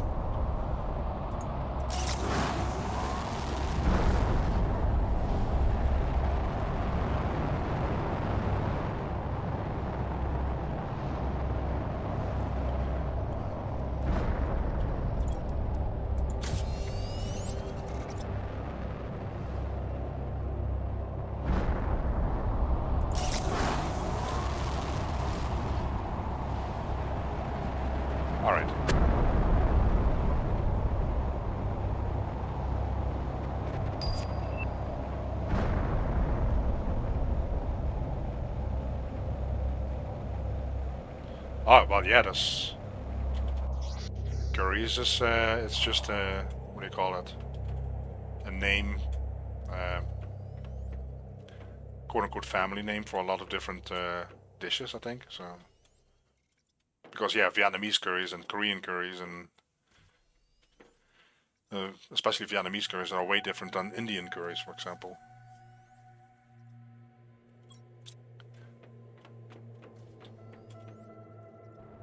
It's just like chili con carne. I mean, everybody does it different. Oh, it's just like soup. All soups are different. Okay, so, before we get too distracted, let me go up to the beautiful tower. And let's see how much we have. Oh, this is actually pretty even. So does it really, do you really think it makes much of an impact? I just don't know. I don't know.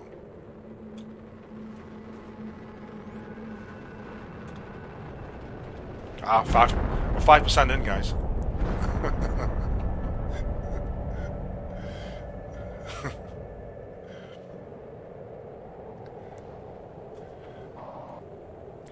Yeah, or pizza, or hot dogs. Hell. In the United States, there's even arguments about the whole pizza, for example, the crust and the bottom, and this, you know, should it be square, should it be round, and yeah, you know the whole deal. Chicago pizza versus New York pizza, Brooklyn pizza. Okay, but on a serious note, how are we doing with power? That should be okay. Should I really launch more rockets or do something more interesting?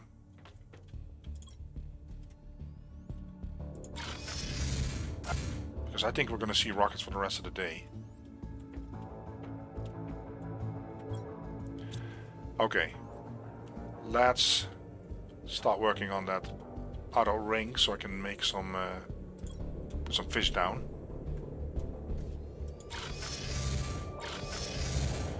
Yeah, mac and cheese. Yeah, there's a lot of different recipes for that too. Do you put bacon in it?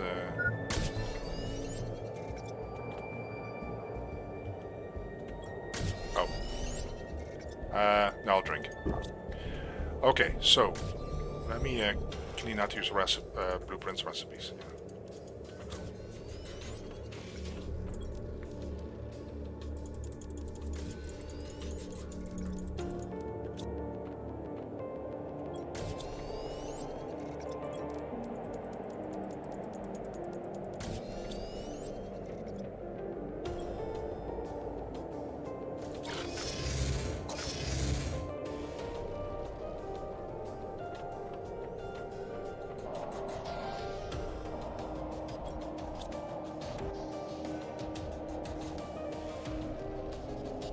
You put bacon and everything, see?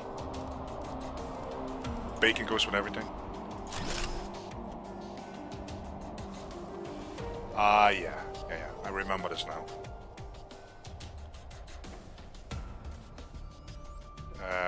Are we gonna accept this? We can accept this. I have to look at this. No, this is too far. That is absolutely too far. That's not gonna work. Then it wants to snap again, of course. So how does this line up? Okay, that is not too bad, is it? It's completely underwater though. Nah, screw that. I'm just gonna do it this way.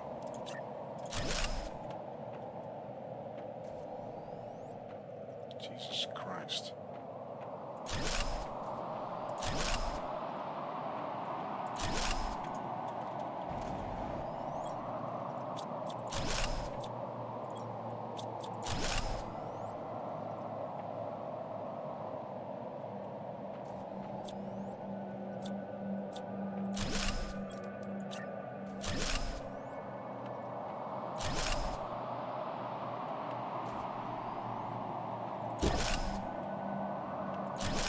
Whoa. That's not what I wanted. Why is it so difficult to do this way?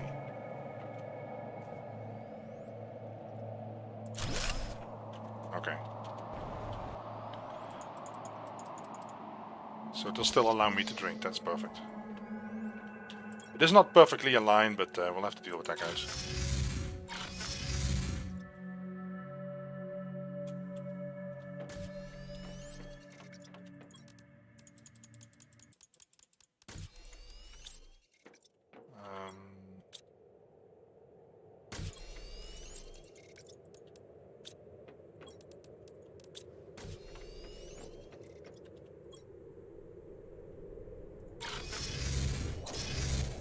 Should I reload the game to get rid of the rockets, or...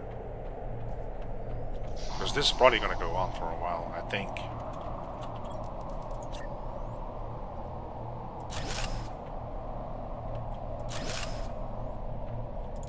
Crap, I do it again?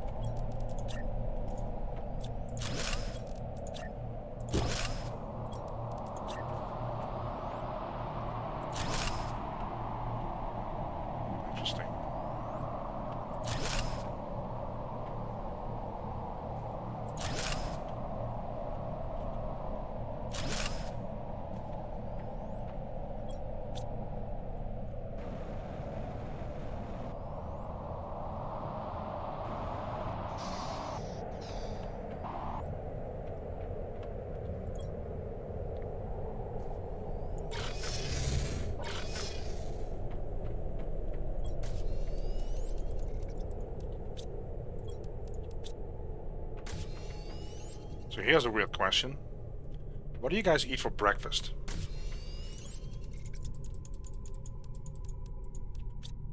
What would you say is normally your breakfast? So, for example, in the United States, is it always because you're in the United States, right? New York. Is it always hash browns and bacon and ham and the skillet and things like that, or what do you normally eat for breakfast? Is it always cereal, just like in Seinfeld?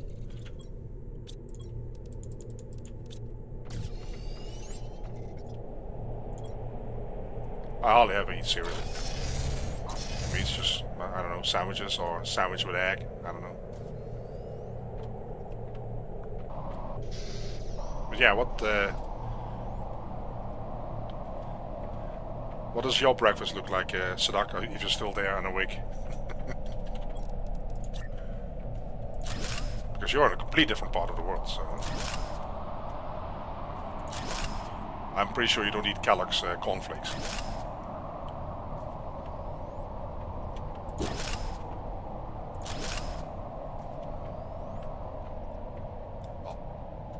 Okay. Actually demolish this.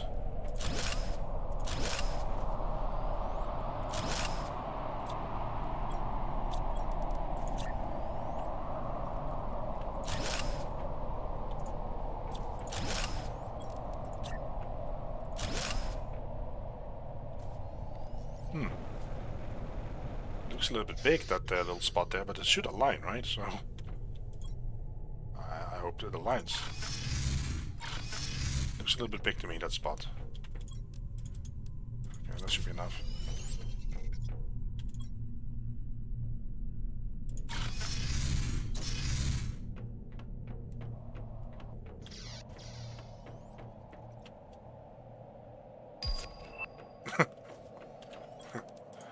That, yeah, I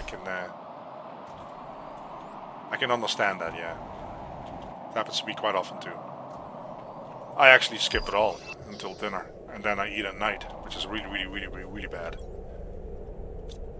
So I skip usually breakfast and lunch, and then I stuff myself at dinner, and then after that I stuff myself again.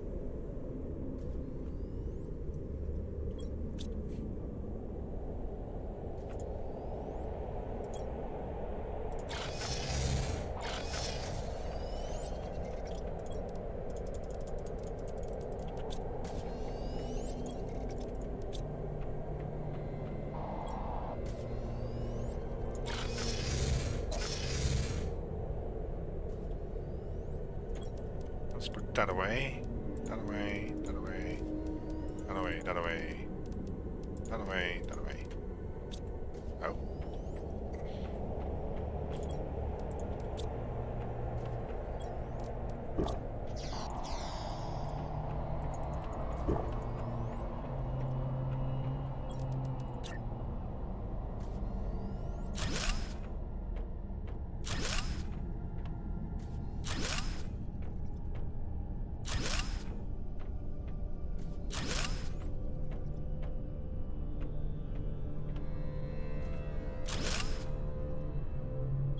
Already out of materials? Jesus Christ.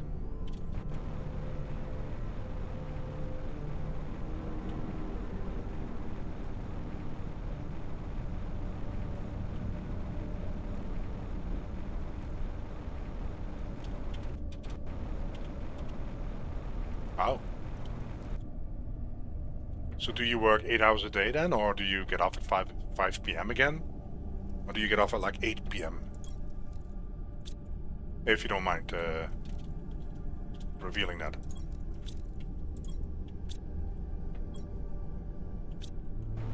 Where's all the rockets? Guess we have a lot of money incoming.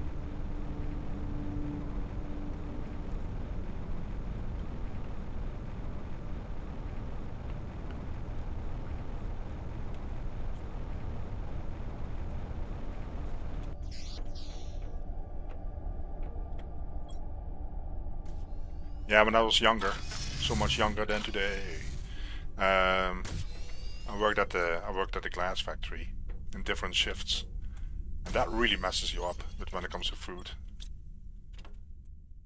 At least it messed me up quite a bit. Night shift, different shifts every 2 weeks.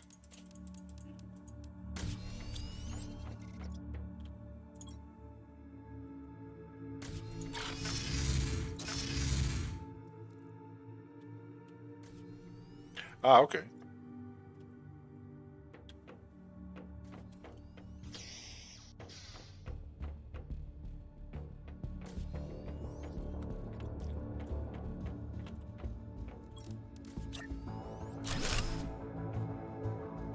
So you're more like you work the night shift kind of then, sounds like. More like a night owl. I always revert to being a night owl, even if I try to get in a normal schedule. For whatever reason, I like being up at night at the weird hours, I guess. And it takes forever to get out of that schedule, and then 2 days later I want to go back to being a night owl. Right now it's not too bad. It's not that I stay up all night like I used to do back in the day, but it's still not perfect for family life.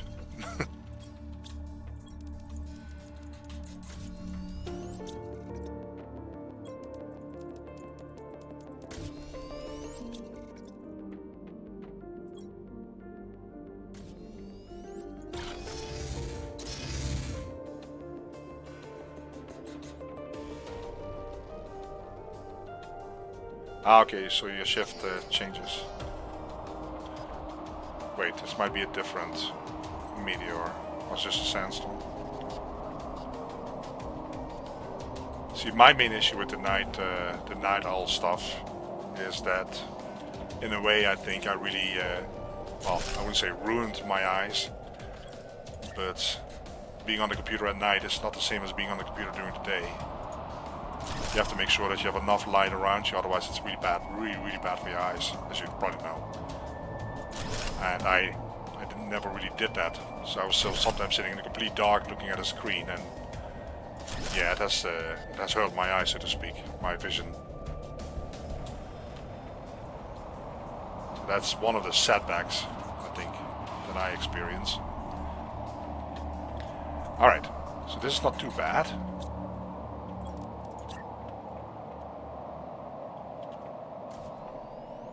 Okay, the snapping thing.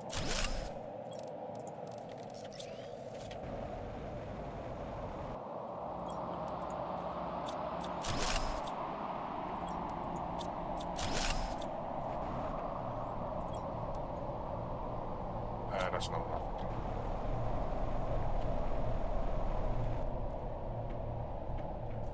Well, I prefer to put some stuff on it. It's just it kind of looks all very squarish and metalish, doesn't it?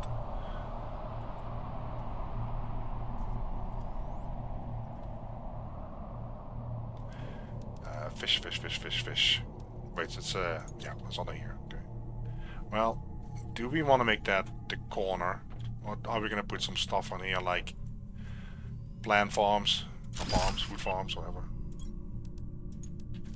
I don't know. Whoa. Always looks funny. And it always catches me off guard that they actually jump into the water.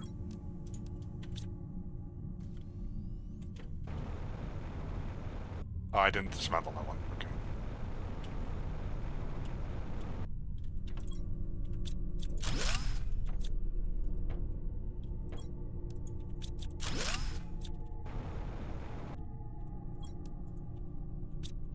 Damn it.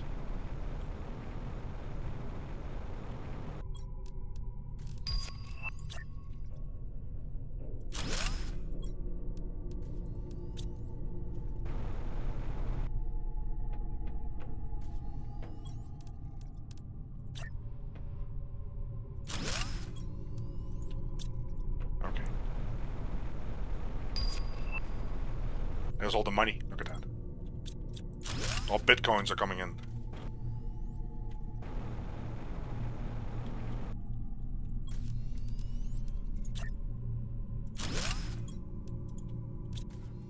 All right.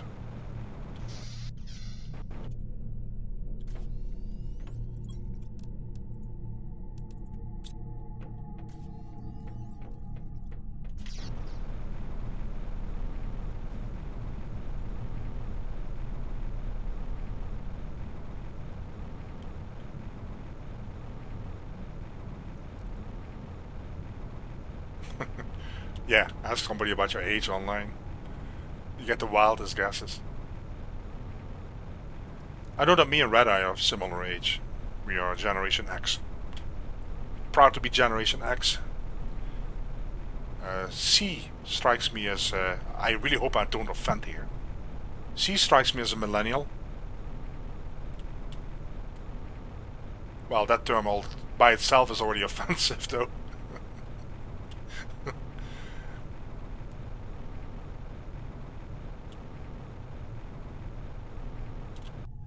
Yes, Seduct strikes me actually as a generation... I don't know. It's difficult. He acts old and wise, but he might be very young, actually. I don't know. No, age doesn't mean anything at all. It's easy for me to say, but yeah, it doesn't mean anything. We need one more production fuse, I figured as much. And...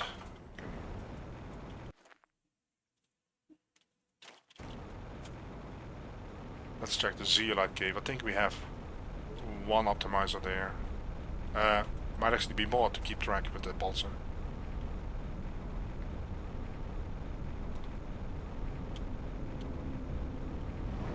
We really have only one here, and that keeps up with the pulsar.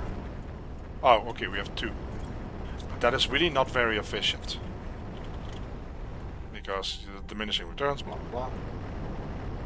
This is 30 seconds, so that is really, really not efficient. But apparently it's keeping up, I think.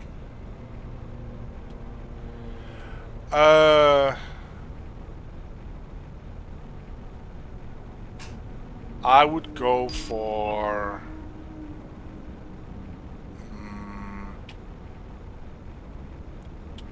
24. It's just pure guess. It's not that you act like 24 or... I think... well, hold on. No. 29. 29.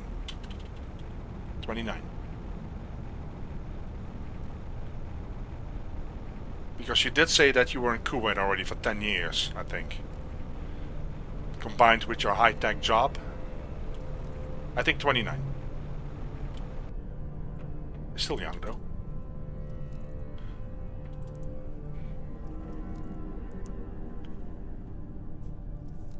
No, but the way you come across, I don't know. I think normally I would say older, but you make it sound like you're very young.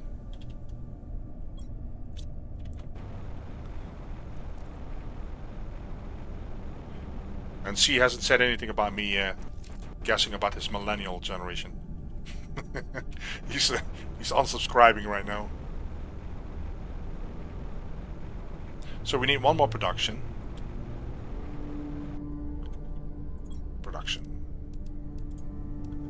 Well, how much do we have? 19,000.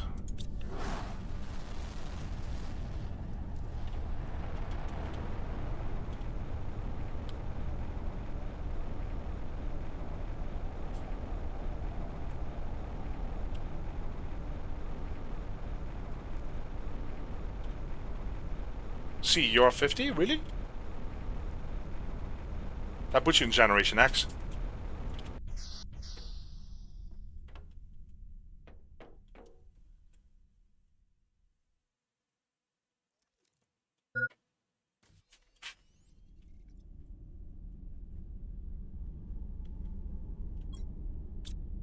Well, you could call it old man's. You can also say wise man, you know?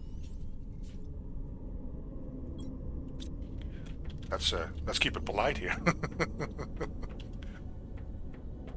But yeah, that would put... if C is really 50, which really would surprise me, because I really thought he was a millennial. Which is really very offensive if you're Generation X and somebody calls you a millennial. I apologize, C. But yeah, that really... I thought you were younger. So young in mind and spirit. So that puts... so we have 3 people that are 50, 50, and I'm 52. I'm 50, hold on. I'm 50. I'm 52, just like C is. So let's... and Red Eye is 52, I think.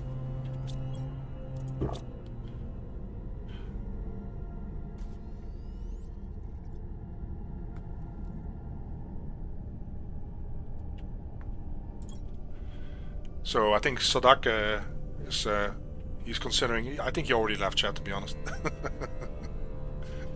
I only see 2 viewers left. See, I think he already left. We're too old.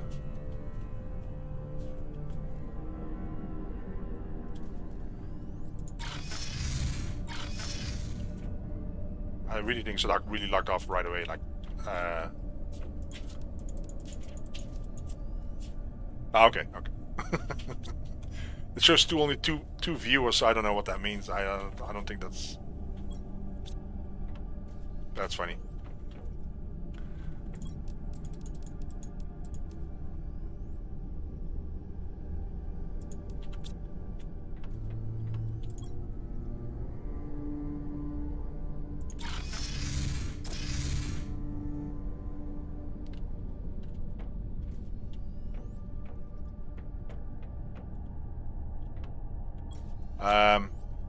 Okay, food. So see, you're saying that you date people that are 22 years older than you? Or you're married to somebody who's 22 years older? Because that's quite an achievement. That is quite an age gap. I mean, you know, I know we shouldn't get too personal, but I'm just saying.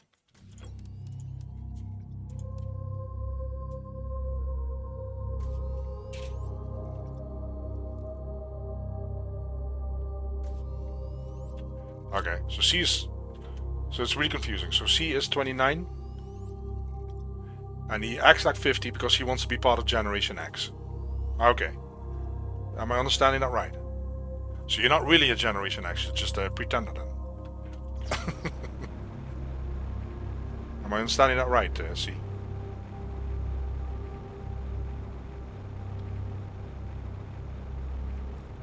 Okay.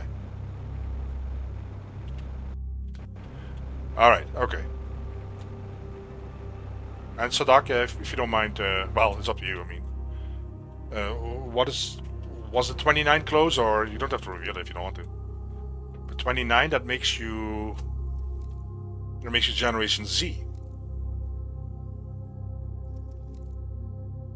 That makes you Generation Z, right? I think that's what it's called, Generation Z. Z, whatever. It's very interesting, actually. At least you're not a millennial then, right? No, you're not a millennial. Millennial has a kind of a bad reputation. People are always bitch about millennials. So, over here they are.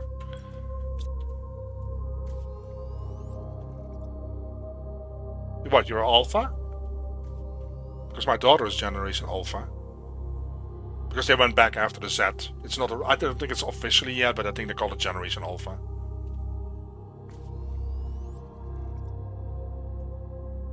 Maybe it's right in that border. I don't know. Right in those limits. I don't know.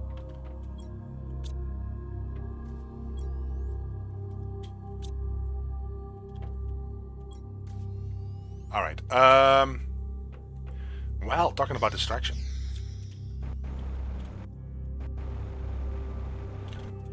So we need probably some more here. What I usually like to do is like put some algae here that it barely reaches to kind of make it more natural, I guess. And, of course, before I forget, we have to get see-through.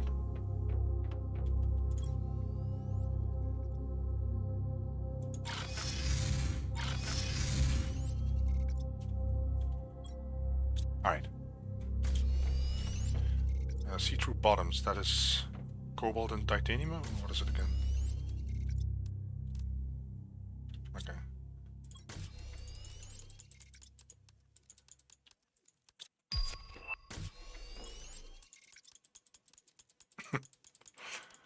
Yeah. Any statement that starts with "I will say the truth now." I don't know. It kind of loses value, you know. Yeah, I agree with that. See, it's not the same as back in the '80s. To grow up now, it has become a very hostile world.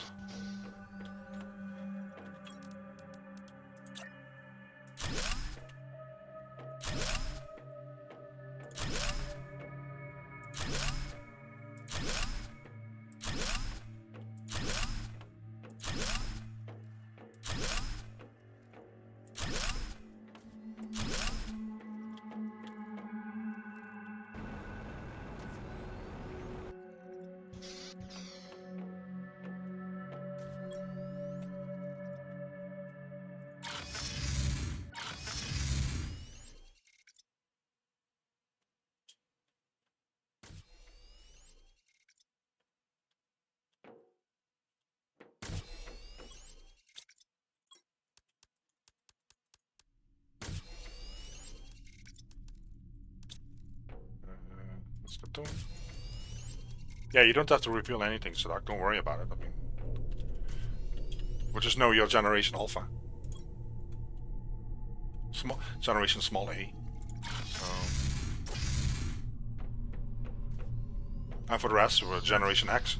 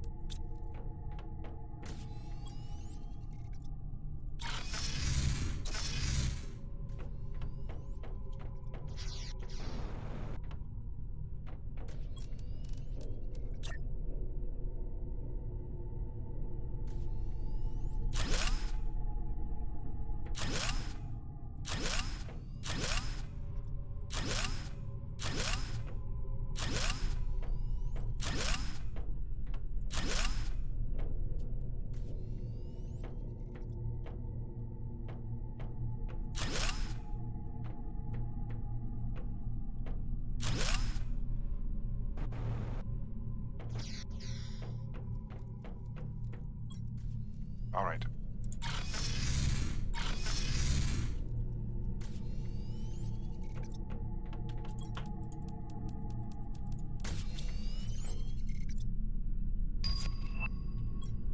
That means our fuses are back, so that is good. I don't think I need that much outside anymore here. This should be enough to cover the floor.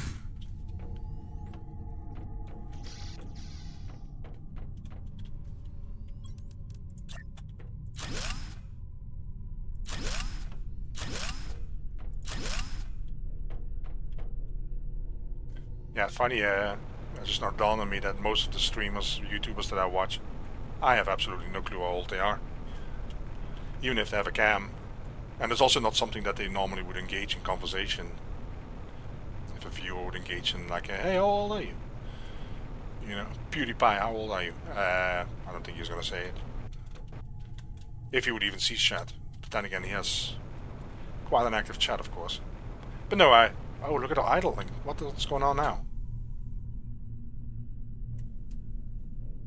Oh, that is very interesting. Well, there should be enough. There's also no rocket up. Okay.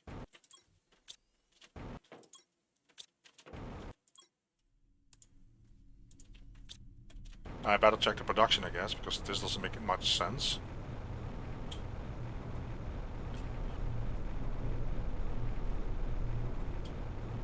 PewDiePie. No, I think I watched him twice, and it's not my stuff. It's not my type of content. I prefer watching people that are kind of cynical, sarcastic, not upbeat, very down to earth. And there's only one example I can give, and you probably don't know him because he's he's a relatively small streamer. It's the Polish guy, Marbuzier. He's very cynical, and yeah, he plays games and he will just speak his mind, and that's what I kind of prefer watching. But yeah, there's not many out there, to be honest. Everybody's so upbeat and excited to play this game. I've waited for this game forever. But yeah, so we had one fuse that was for it for the iridium? I don't remember, damn it.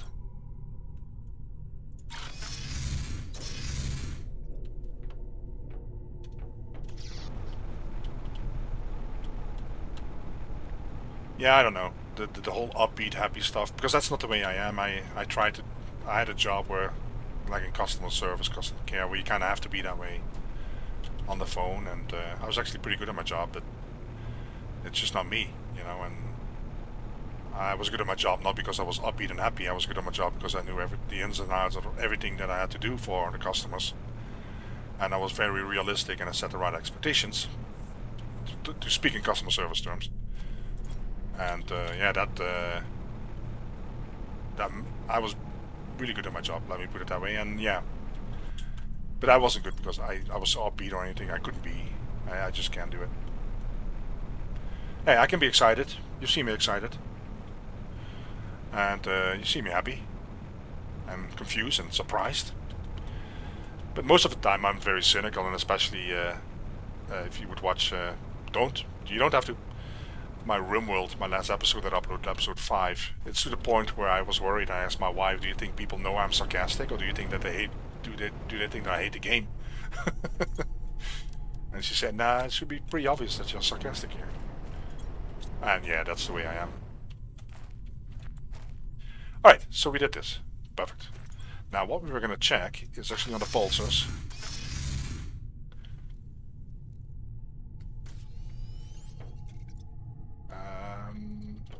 Because this is... Is it still building up here? Oh, what the heck? Do you really think that we succeeded? That we made Pulsar really eternally... I don't know. But we might want to put in one of these down if we had... What were we missing again? Obsidian, right? Wow, okay.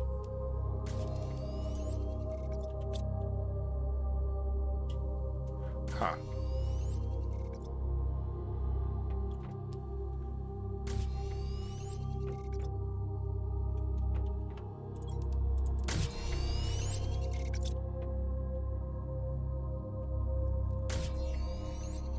So, see, in your game, how many of those fusion energy cell crafter things do you have, other crafters? I mean, people say that they have 20 rockets that go non-stop. I don't know how that works, but it's definitely not what I have. But we're getting to the point now where we can build another, well, fusion energy cell crafter. And I keep hearing a sound on my right hand side. I'm not sure if you guys hear this in the stream, but sometimes it's like a soft clicking. So sometimes I hear it, and I wonder if the NSA is tapping in. Let's see in the room. Right, see?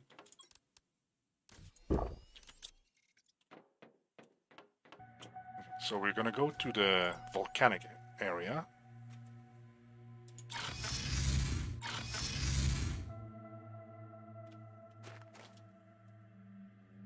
Where's it at again?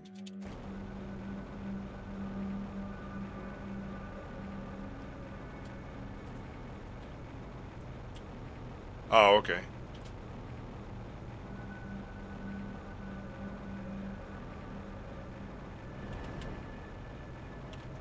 Oh, did you stop at 5 TTI? Was that you? Or that's...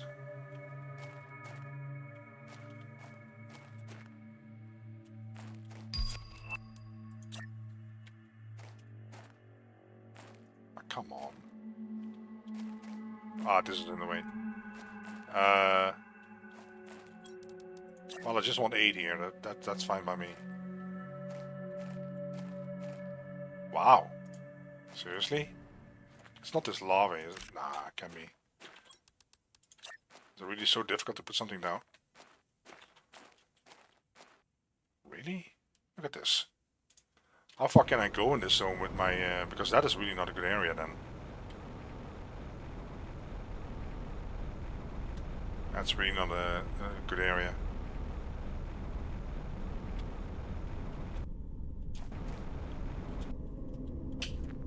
Oh, I didn't know that, see. Oh, this looks, yeah, this looks a lot better here. As long as we can get the obsidian. Oh, okay, this is way better.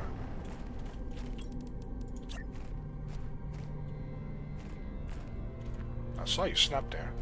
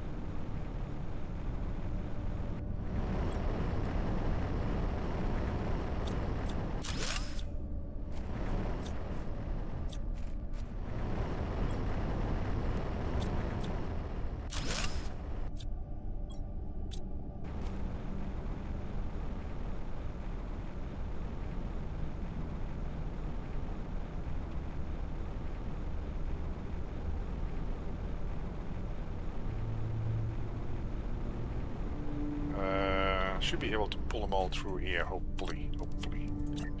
All 8 of them nicely aligned. A little bit of luck. This might be tough. Okay, we still got it.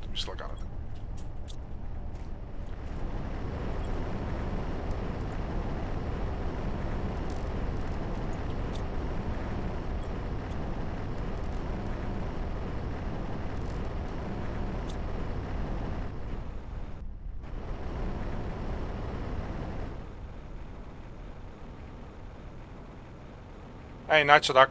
Thanks for stopping by.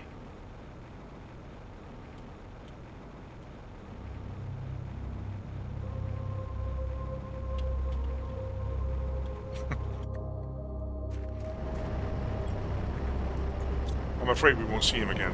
See.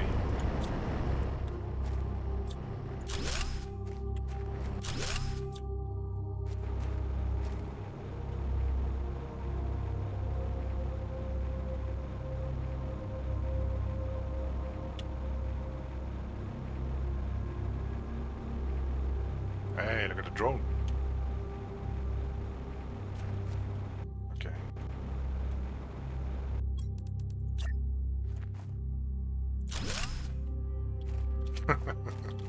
Alright, Sadak.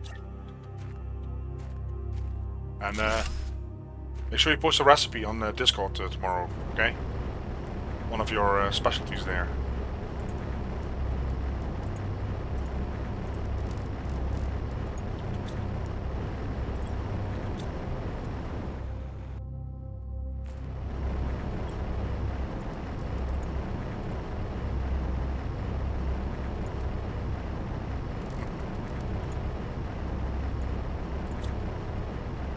So we are one shy of 8. I think. Yeah, okay. Is it a great teleporter right next door here? That's so handy.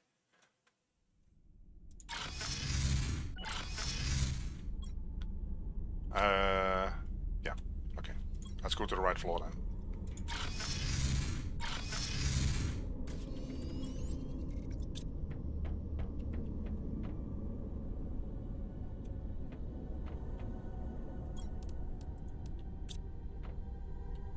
I do have to check that super alloy cave because that experiment we kind of finished.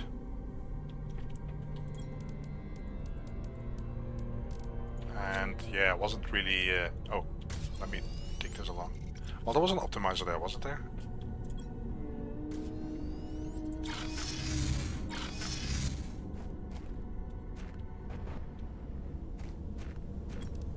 We had that experiment going, which was kind of... Red Eye had a thought about the whole, what if we use a super alloy cave to produce as much super alloys as possible, super alloy rods that we sell. Because there's a lot of space in there, you can really boost it up.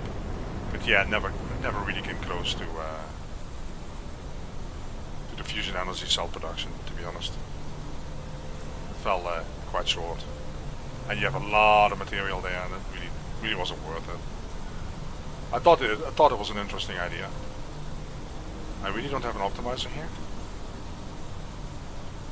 Crap.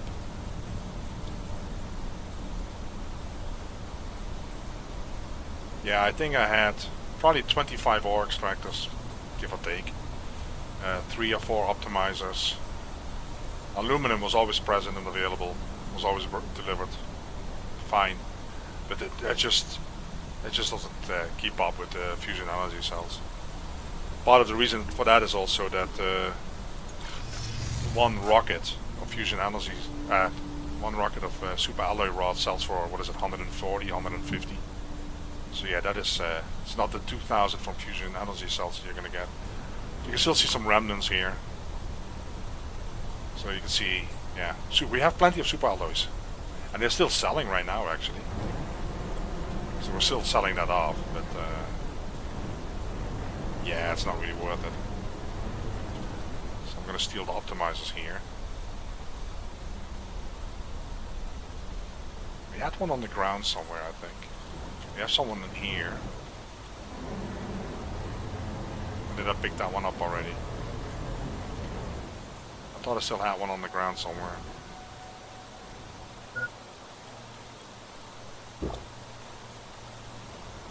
See anything.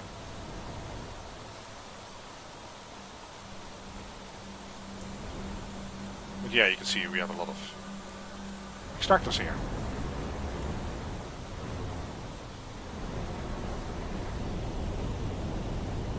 No, I don't see an optimizer. Strange. I thought I had another one here. But okay.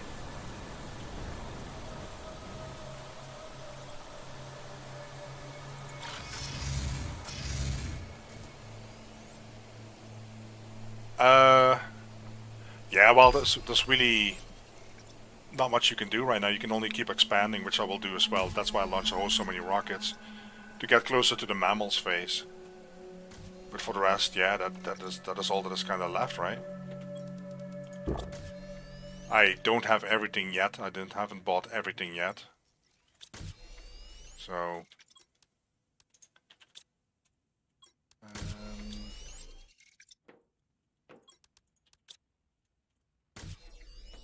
it's also the reason why I'm going to be live streaming another game soon, probably after the weekend. Once in a while revisit Planet Crafter, but yeah, it's just at this moment it's just expansion, and pumping your numbers up. Well, the mammals are not in the game yet, so they have not been released yet. So what you can do is you can get to 100% mammals, and when the patch hits, you have mammals right away.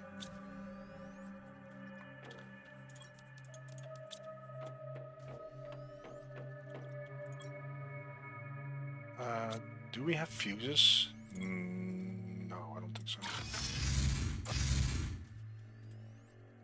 So yeah, there's people that have a lot more, as you probably know, a lot more stuff than me. I think I had some viewers that had a lot more than me, and I think they got bored with my game.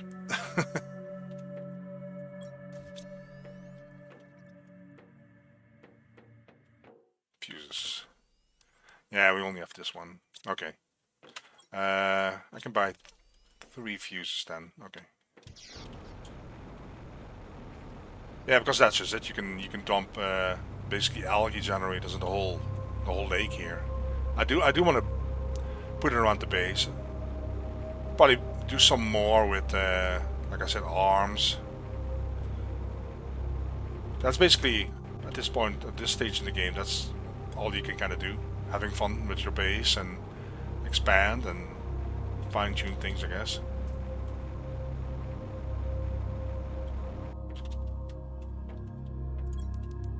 See, because I didn't buy these things yet, the fish eggs and the frog eggs, blah blah blah. I'm still working on my production. And this took a lot of time. And I still want to do stuff with that. So I can keep myself busy. It's just that, you know, at what point does it become extremely boring to viewers? And, you know, that's the whole thing.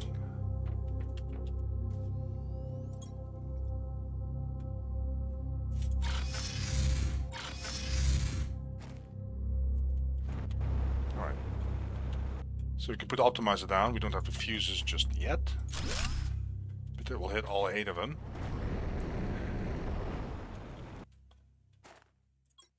Let's have a look at that dead zone, that twilight zone.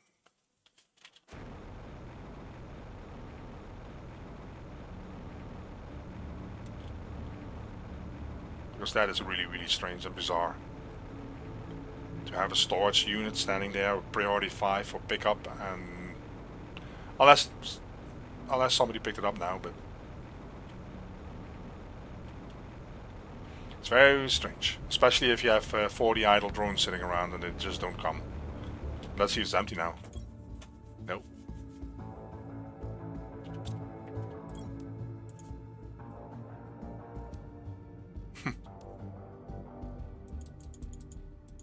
So what's priority -1? Is that below the normal priority even?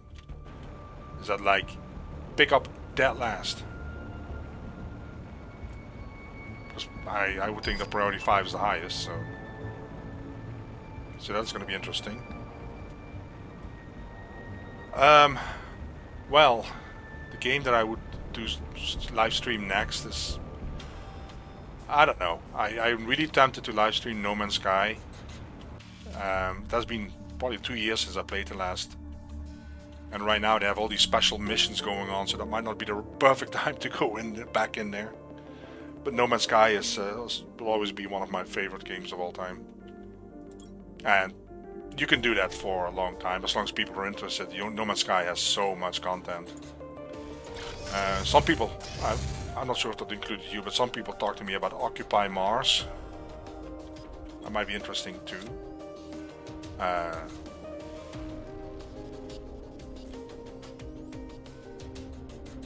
Yeah, they were doing the expeditions. I did the Utopia expedition on my channel, and that's the last thing I did, I think. The Utopia expedition. I think it was called Utopia, where you got that ship in the end. I think that's like 2 years ago, isn't it? Or, well, I think I quit 2 years ago, and then I came back for the Utopia expedition just to do an expedition. That might have been it. But I think that was called the Utopia expedition. Ah, okay. And yeah, that was pretty eventful. That was those expeditions. That's the only expedition I've ever done, and that was pretty eventful. Wasn't easy at all. At least not for me.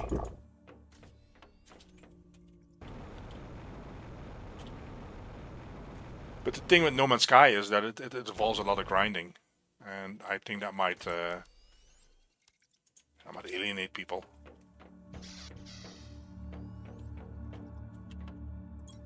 See, when I watch a stream, it's more like I just chat on the side. When I watch somebody else stream, then it's just chatting on the side, and it's like relaxing. I'm doing something myself, like I'm cooking or cleaning or listening to music on the side or whatever the fuck. But yeah, that's the whole thing. Most people, they want to see action, and No Man's Sky, it involves a lot of grinding.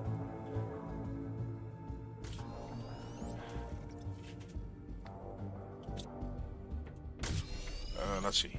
Okay, super alloys. I want to put a couple of those down, but then again, I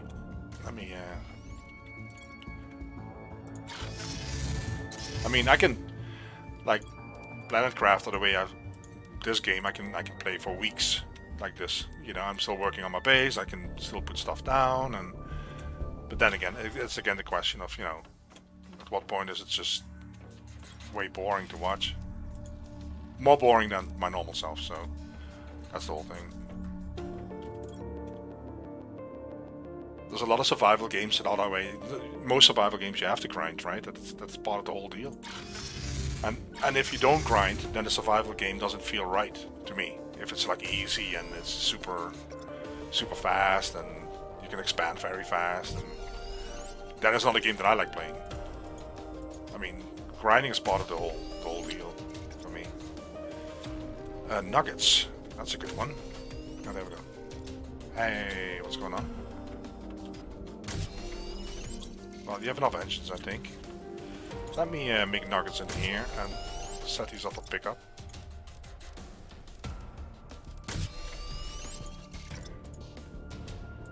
Take one away. Wow, did he really pick up a nugget? Okay. Fertilizer is in another room. Magnesium we have 4. 4. I need more super alloys. And nuggets I need. Okay. Yeah, this goes pretty fast. Is it using nuggets for something else? Like for example this thing. Cheater.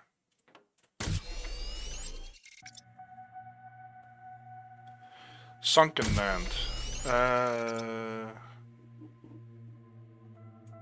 I've heard of that game.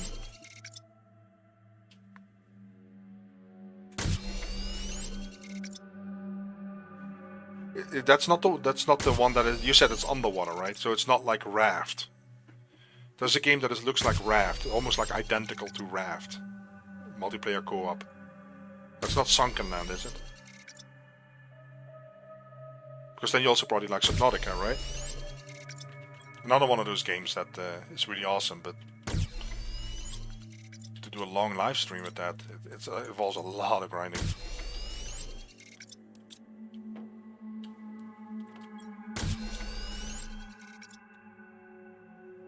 Sunken Land has NPC factions, okay. The name sounds really familiar. I might have to check that out. 2, 4, 6. I need one more. Thank you. Sounds familiar.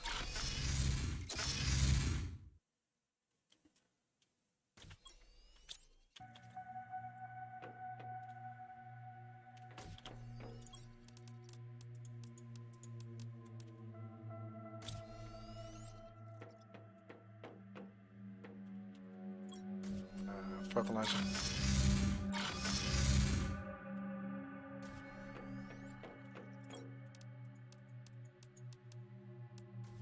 Four water, 4. I think this is enough for 4.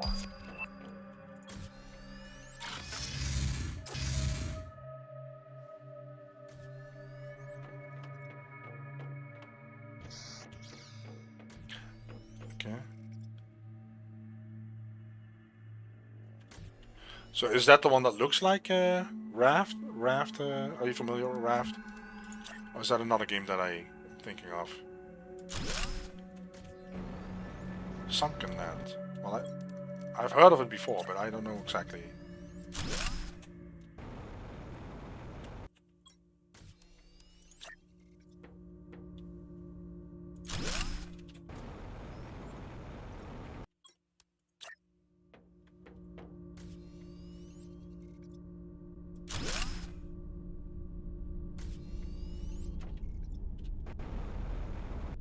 But what also is, I think, is cool for live streams is simply playing a game that has a storyline, has a clear-cut story.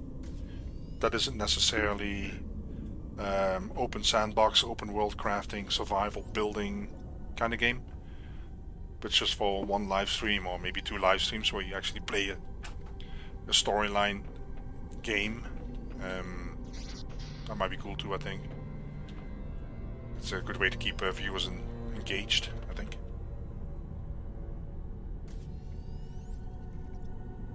Yeah, I'll keep an eye on that Sunken Land. I still have to check out Occupy Mars to see if that is really up my alley. Oh, hold on. Where's the kitchen? Let's get some of that. So, we order some fuses. Yeah, see, I've never played that game. I don't know what to expect with that. Return to the Mines of Moria. I don't know what to expect with that game. Is that really like similar to like a survival open world crafting? What do you call it? Open world craft, I think they call that, right? Oh, oh. Hey. Enable.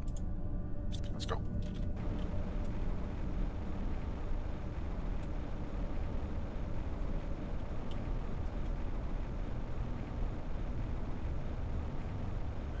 Interesting.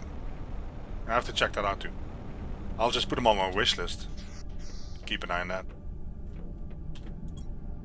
Right, so part of this episode, the goal was to make sure that we can craft these things forever.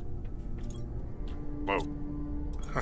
This is now completely empty because we're getting more of this production going, but the goal is to keep this crafting forever. So we have to look and see if that's still available. The zeolite, iridium, uranium, that kinda doing okay.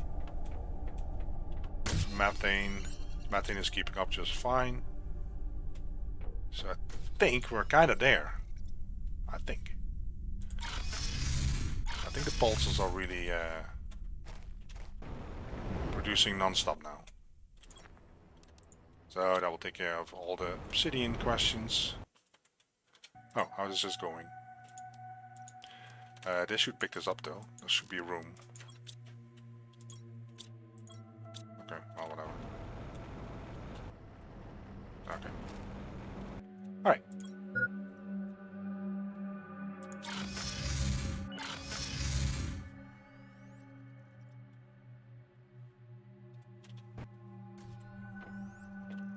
Yeah, it might be interesting to actually go into the water instead of space. Yeah, I'll look into it. I'm really kind of... I spent some time... I'm actually... Hold on, because I keep forgetting the name of this, and I'm going to look it up right now, because this is just driving me up the wall. I looked into several space survival building things. Let me alt up out of here, hold on. See if I can find this, because it's driving me up the wall.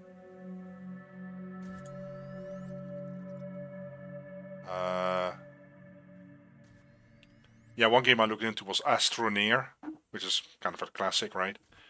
And I don't know. I played Astroneer and I just couldn't get into it. I might have given it another try, but I just couldn't get into it. Then I played another one.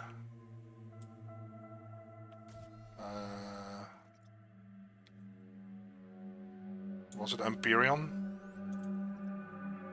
Empyrean, yeah. I tried really hard. I did not like the game.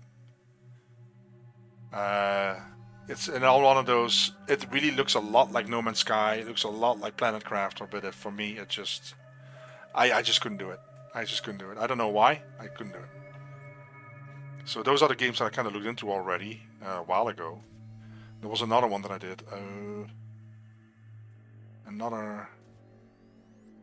Yeah, maybe I can't find it that fast. There was another Space Engineers. Space Engineers. I don't know. Again, I tried to like it, and for me it became, I don't know. It felt too cold, too technical. It felt really. You don't feel the warmth, you know. And I don't expect we have a beautiful planet because No Man's Sky. Some of the planets are pretty cold and hostile, but you just never felt that connection with the character in Space Engineers for me. I don't even know what I was doing at some point. And Astroneer is probably the closest to what we're doing, what I'm doing. But yeah, those. I think I tried some more, but yeah, those. Yeah, it just didn't work for me. Astroneer is probably something that I should give another try, but it's best to play some newer games, I think. See, some other guy I really liked. I tried to run it on my channel. Did a little, started a playthrough series, and it didn't go anywhere at all. And that is also because there's 5 million Astroneer videos on YouTube. But Astroneer felt a little bit. It felt Planet Crafter and No Man's Sky feel really fast, really fluid.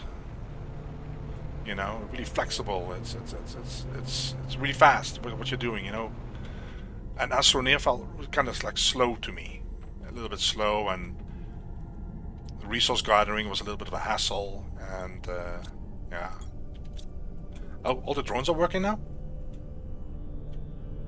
Alrighty. Okay. Okay.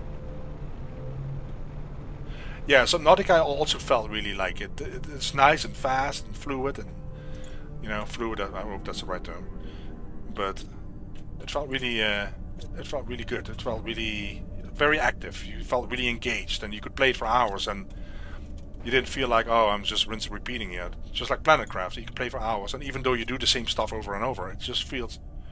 I mean, I could play this for literally until I fall asleep, even in this stage of the game. So, but with the other three that I mentioned, I never really had that feeling at all. And I haven't played the second Subnautica 2. What is it? Subnautica Below Zero? What is it called? Is it Below Zero? Overall, I think the opinion is that it's not as good as the first one. But, yeah. Okay, so we put some algae stuff down. We're slowly making it a little bit greener here. What I wish is that you could, put, for example, put frogs here, or butterflies, or bees, but that is unfortunately not possible. You can only put them on the ground. Real shame. You can place farms here, so I might actually do that at some point. Make a little farming area here. I'll put a little path through here, maybe. For the rest, we still need to expand on this, though. Yeah. I need to put more in there because I don't have the aquarium in there and all that stuff. So, I also need to get some more fish, actually. What I can do is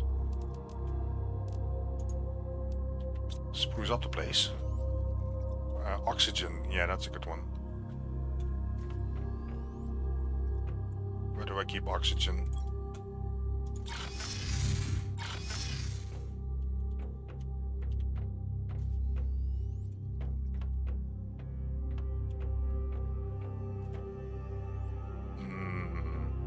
I keep oxygen in one of these rooms. Because it's not used for either one of these rooms really, but I keep it somewhere. Okay, there we go. And then super alloys.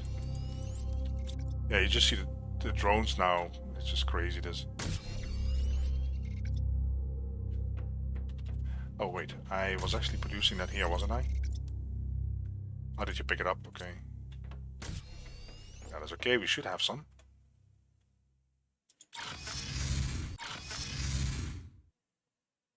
Yeah, the first Subnautica, especially those, what do they call them again, those big aliens?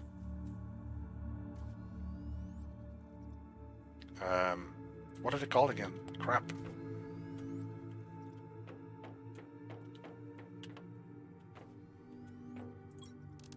I think it's actually tier 2 that I need.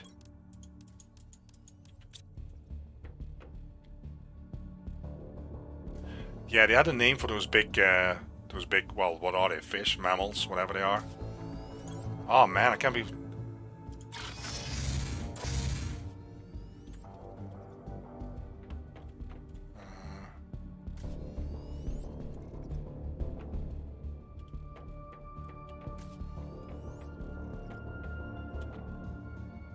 Okay. Did I run past it again? Ah, there we go. Should be some in there, I was gonna say. Okay. So this is floor 1. I'm gonna put something down somewhere, and that's beautiful. Oh, let me actually get the fish. Where's the fish?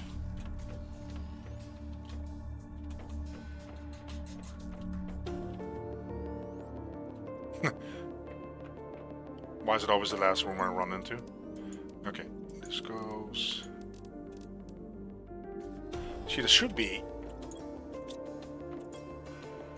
more different fish. There we go, okay.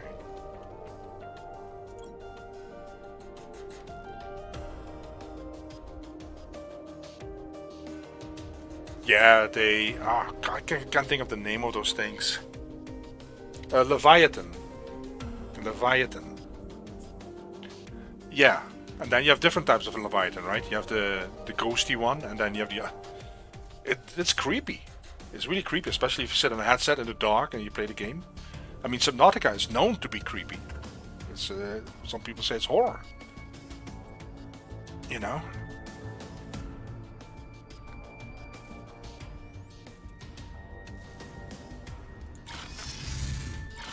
It's known to be creepy, that game. Right. Wow.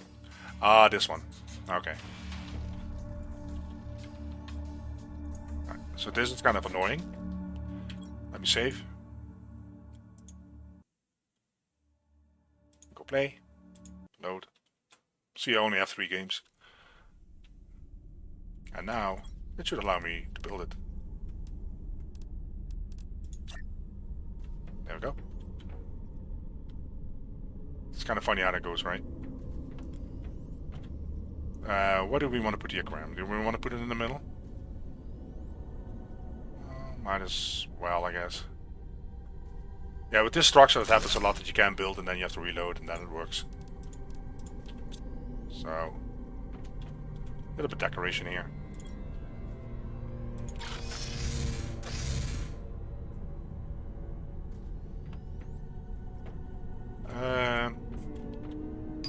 Well, we could put a fish thing down here somewhere. What if I make artificial walls? Oh no, it doesn't let you do that. Oh, that would be so cool to have like a fish tank wall. Oh man. Well, it's interesting because it doesn't normally let you do that. For example, this storage also doesn't go on there, but the other storage does. Some items you can place on here, but unfortunately not that one. Man, it would be so cool. That kinda sucks. Okay. Alright. Okay. Let's put one here, because it's so beautiful. There we go.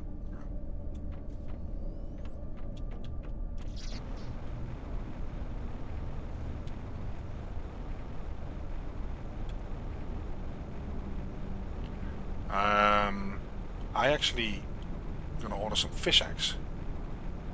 Might as well. Let's do this one.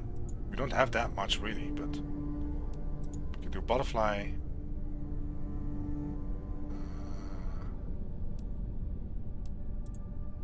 Are we able to? 12,000. Yeah, let's do that. So apparently, since we started playing the game, we have made 349,000 Terra tokens. Okay. Well, there's no achievement. I have all the achievements. It's not really difficult, but there's no achievement left.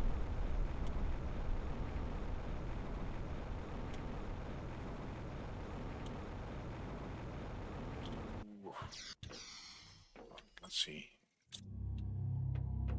Is there anything in here that... Well, these metals, they will slowly go up. And still, though, it's so strange that you cannot do the frog eggs. So yeah, I don't have these listed. It's not as if they're rare or anything. Huh. Okay, okay.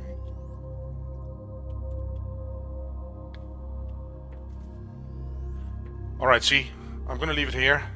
It's that time again. So I will stream tomorrow and around the same time. It's just probably a little bit too early for you, isn't it? Because I think you probably get off work a little bit later.